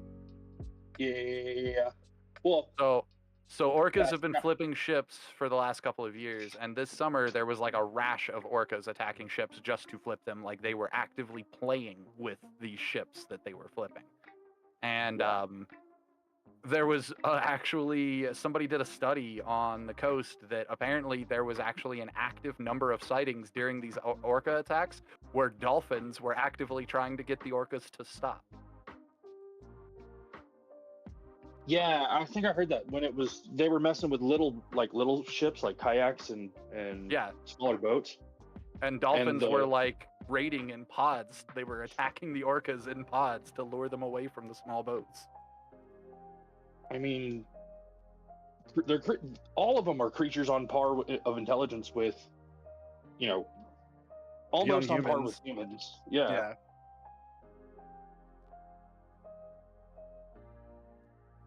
But it's always scary when a species starts doing something for sport. Yes. Hey, look, we have new bath toys. That's exactly what it was. At least it wasn't hippos. That's just because they're locationally challenged. Yeah.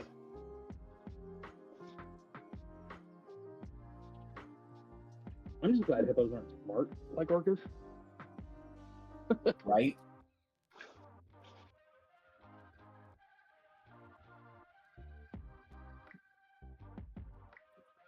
Isn't that it would be ultra terrifying?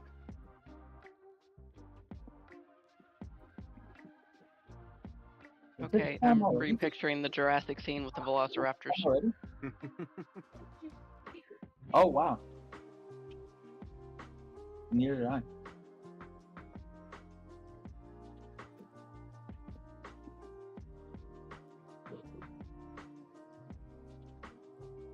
Oh man, he has to have taken a long rest. No, it wouldn't matter. A long rest doesn't recover the charges of an attuned magic items. Reaching a new day does. I stand by my statement. We took our long rest. That doesn't mean we slept. It is not yet a new day.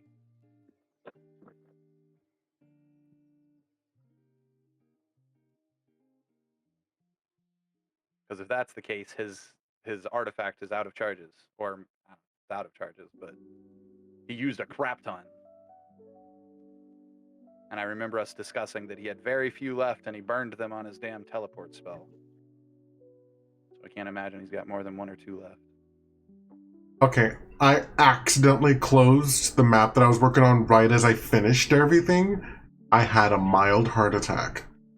But everything looks like it's there. Well, that's good. Good deal.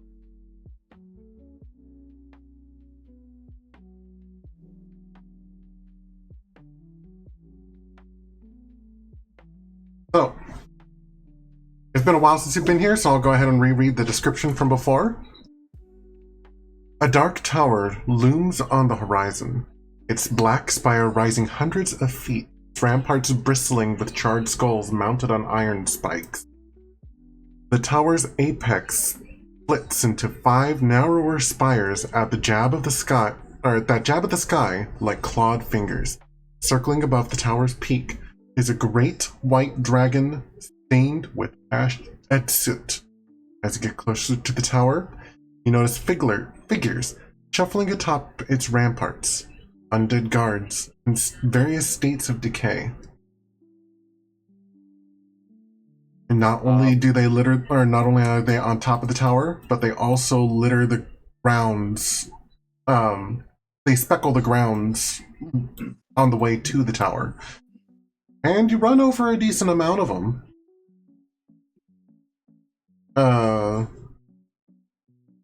15 of these undead, to be exact. Can we up that number if we say we do it on purpose? No. Well, if he has us roll an initiative, or once we roll initiative, we can decide then what we're doing with the vehicle or whatever. But the 15 are just free ones as we approached. My question from beforehand still stands because I'm sure you have missed it because you were setting that up. But about how long it took us to get back here, and I also asked the party, which nobody responded to, beyond how long he gives us, how long would you guys like to take to prep before we get here? So starting with, how long does it take us to get back to this place? 2 hours. 2 hours to get back here. Yes. Okay, party members, is there anything do you guys want to take longer than that to get back here? I don't think I can really. I think I'm already good to go. Me too. No extra prepping you guys want to do? You guys just want to storm the castle? Well, I mean, I'd like to brainstorm a plan on how we want to do this, but as far as my abilities go, I'm good. The brainstorming a plan is the zombies are mindless. We're going to have to kill as many as possible. The dragon, we might be able to talk down instead of fighting. But if the dragon is serving him, it's very possible Ark and the Cruel has something over the dragon. But there is no way that dragon has not heard of the events at the Monument of Tiamat yet. There's just no way. Which means it's very possible it's already heard of the story that we're selling about converting people, and we successfully made conversions at that place. So it's very possible we will be able to talk the dragon down, and potentially other dragons. But there's no guarantee because we know that his master is spouting that he serves Tiamat. So, otherwise, yeah, we're storming the castle. It's that simple. Get as close as we can to the door, and I'm talking like I would like to push the vehicle all the way to the door if we can. Is there any way we can use our Tiamat disguise to fool the dragon? No, they know it's us. Okay. Because we were here before. Yeah.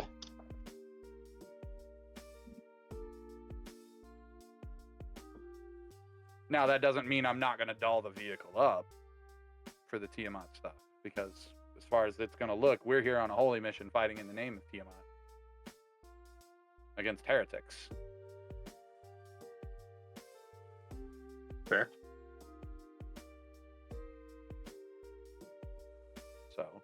Now, I stand by my statement. I'm a firm believer of we roll initiative and then we stay in the vehicle unless the vehicle is brought to a stop, but we drive it using the road all the way up to the front door. Death before dismount. Anything that gets close to us, we swing the wrecking ball or shoot the things at, and we just keep going. If the wandering traveler decides he wants to join the fight, he's got two choices. He can jump off the top and try to land on a pile of bad guys and go nuts, or we pop the bottom hatch and he drops out of the bottom into the swarm of bad guys when we get there.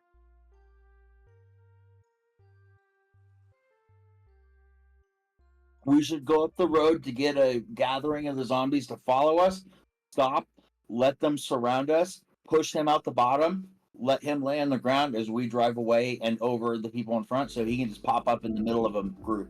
Well, I'm a big fan of the swarm and the wrecking ball or the teeth on the front, but I agree either way. Get them clustered instead of spread out. Yeah.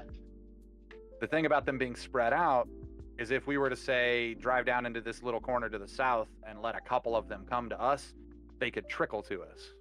But, then we're sitting ducks for the dragon or whatever decides to come our way, as opposed to driving all the way up to the thing and hopefully they trickle towards the front door.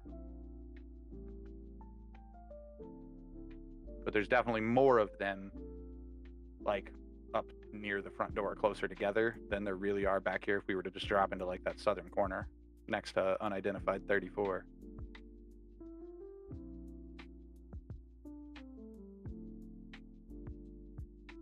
So,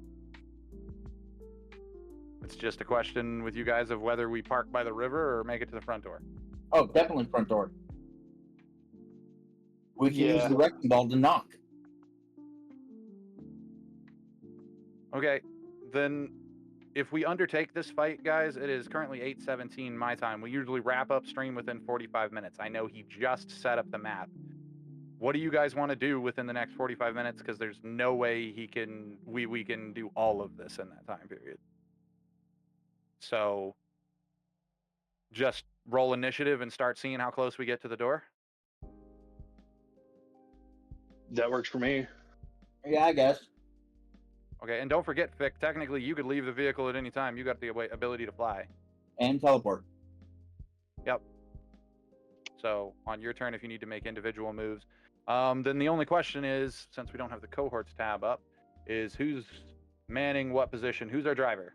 Because whoever is our driver is also going to be in control of the chomper on the front of the demon grinder. I thought it was Denal. That was two people talking at once. I was gonna say I've been driving, kind of. Yeah. So you want to stick with the driving? Yeah, I'll drive. Okay, so driver / chomper is controlled. There is still a wrecking ball and 2 harpoon flingers, and then obviously the ability to fight not being at a station. I think we should hand Crickendolt one of the stations. I'll take the wrecking ball. So put Crickendolt on one of the flingers.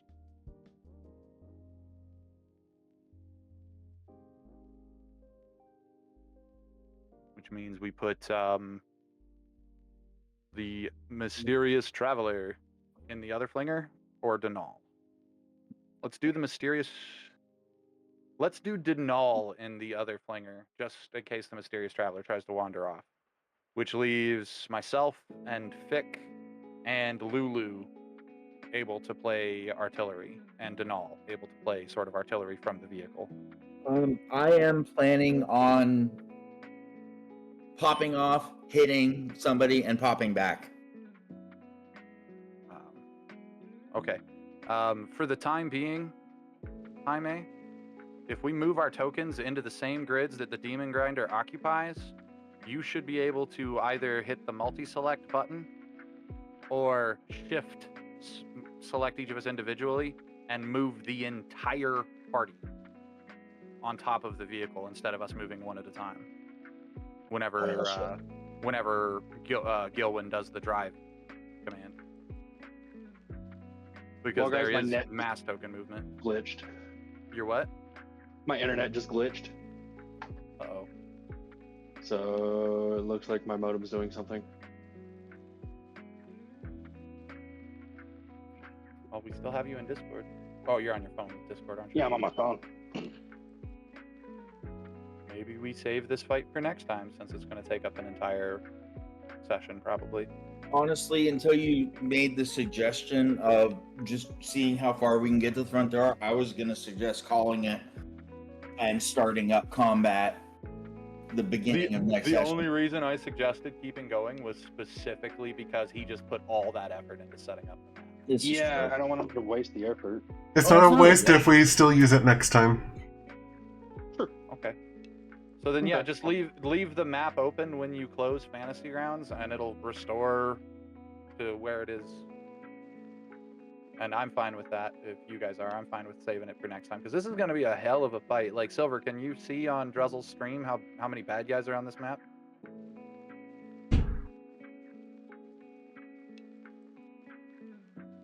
She didn't respond.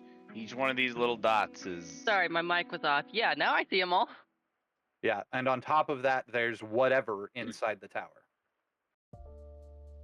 That might take a little bit. That's a whole session's combat. Yeah. Exclusive Or 3. combat, as we think. Yeah, Excuse me. Yeah, it could be one whole session outside, and then one whole session once we've reached the door. Even so. Okay, well, at least the DM knows where we're picking up from next time, so if he needs to prepare anything, that's helpful. Yay. Yay, that's a pretty simple place to pick up from. Yarp. Attack! Sorry that took Right, so well, I was long. gonna I can't say- believe that I didn't save my settings from last time. I have theories on that in regards to the fact that I've had to go through so many computers and or setting up and tearing down and resetting up the same exact computers, and have had that happen before. And the fact that you just moved may have caused you to lose what was prepped in here. Weird. But I now know how to populate those every single time so that we don't have to worry about them. And Jaime, I can explain it really quickly.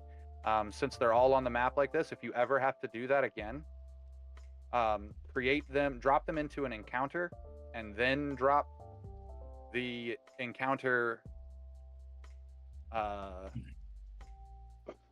on the map as a pin. There's a whole method for, I'm trying to remember how exactly it works, but obviously you can click and drag the encounter and drop the entire encounter in the combat tracker, and that'll put all the tokens in the tracker. But if you have them on the map like you already have, they can be made invisible, and whenever you drop that token into the tracker to populate all of them into the tracker, it will make them all visible.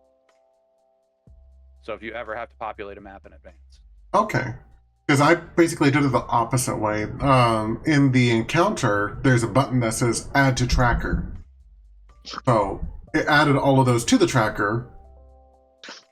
And then I manually went from the tracker to the map. Gotcha.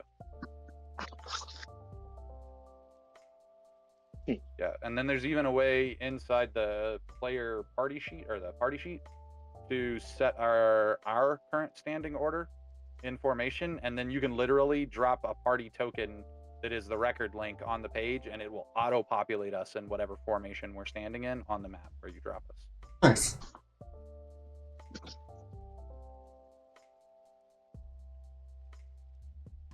So, learning lots of cool stuff. But Yeah. all right, well, if we've got to wait till next time, I only have one question. It's a very important question. No, you don't level. I was just gonna ask if it's Sunday yet. No, because is it Saturday yet? Oh, touche. And you're a week off. I do have. I have a question about bookkeeping, though, that I wanted to ask at the beginning. I asked Jaime and Whisper. In my notes, it says I still need to allocate 2 specialty or 2. What was it? 2 expertise. And stats. And some stats, and I don't know if we ever covered that and did that, or if that was something we said off to the side. Because I'm surprised you don't have your expertises set, because I made your character sheet myself, and those all I did was copy from D&D Beyond, and they were picked on D&D Beyond. All right. Well, I'm just asking because in my notes section it says select level 3 expertise choice. It says that twice, and then it says select ability scores, and I'm not sure why that note's there. I am not either. Well, I was wrong, Jaime. Carl didn't remember. Okay. Because, like I said, your character sheet, when I made it, I copied it directly from D&D Beyond. And on D&D Beyond, those choices had been picked. And currently, I don't have access to my D&D Beyond membership because it lapsed, and I can't afford to set it up again right now. So, Does he still have some Sure. set for expertise? I'm sorry. Do you still have some of them that are set for expertise? already. I got a lot. Can somebody, Fick, do you mind if he releases your character sheet and I take ownership of it for a minute so I can look? No. Okay, can you do that for me, Jaime? Yes, I can do that. So I'll go ahead and wrap up the recording real quick. Okay. So the Titan has taken back his original form. Mooncaller is freed from the Demon Zapper, and Ralzala is freed from her binds to the Demon Zapper as well. Now our intrepid heroes make their way over to Arkansas to get some sweet, sweet vengeance. How everyone will fare against Archon's undead horde? We'll find out next time on Dungeons and Dragons.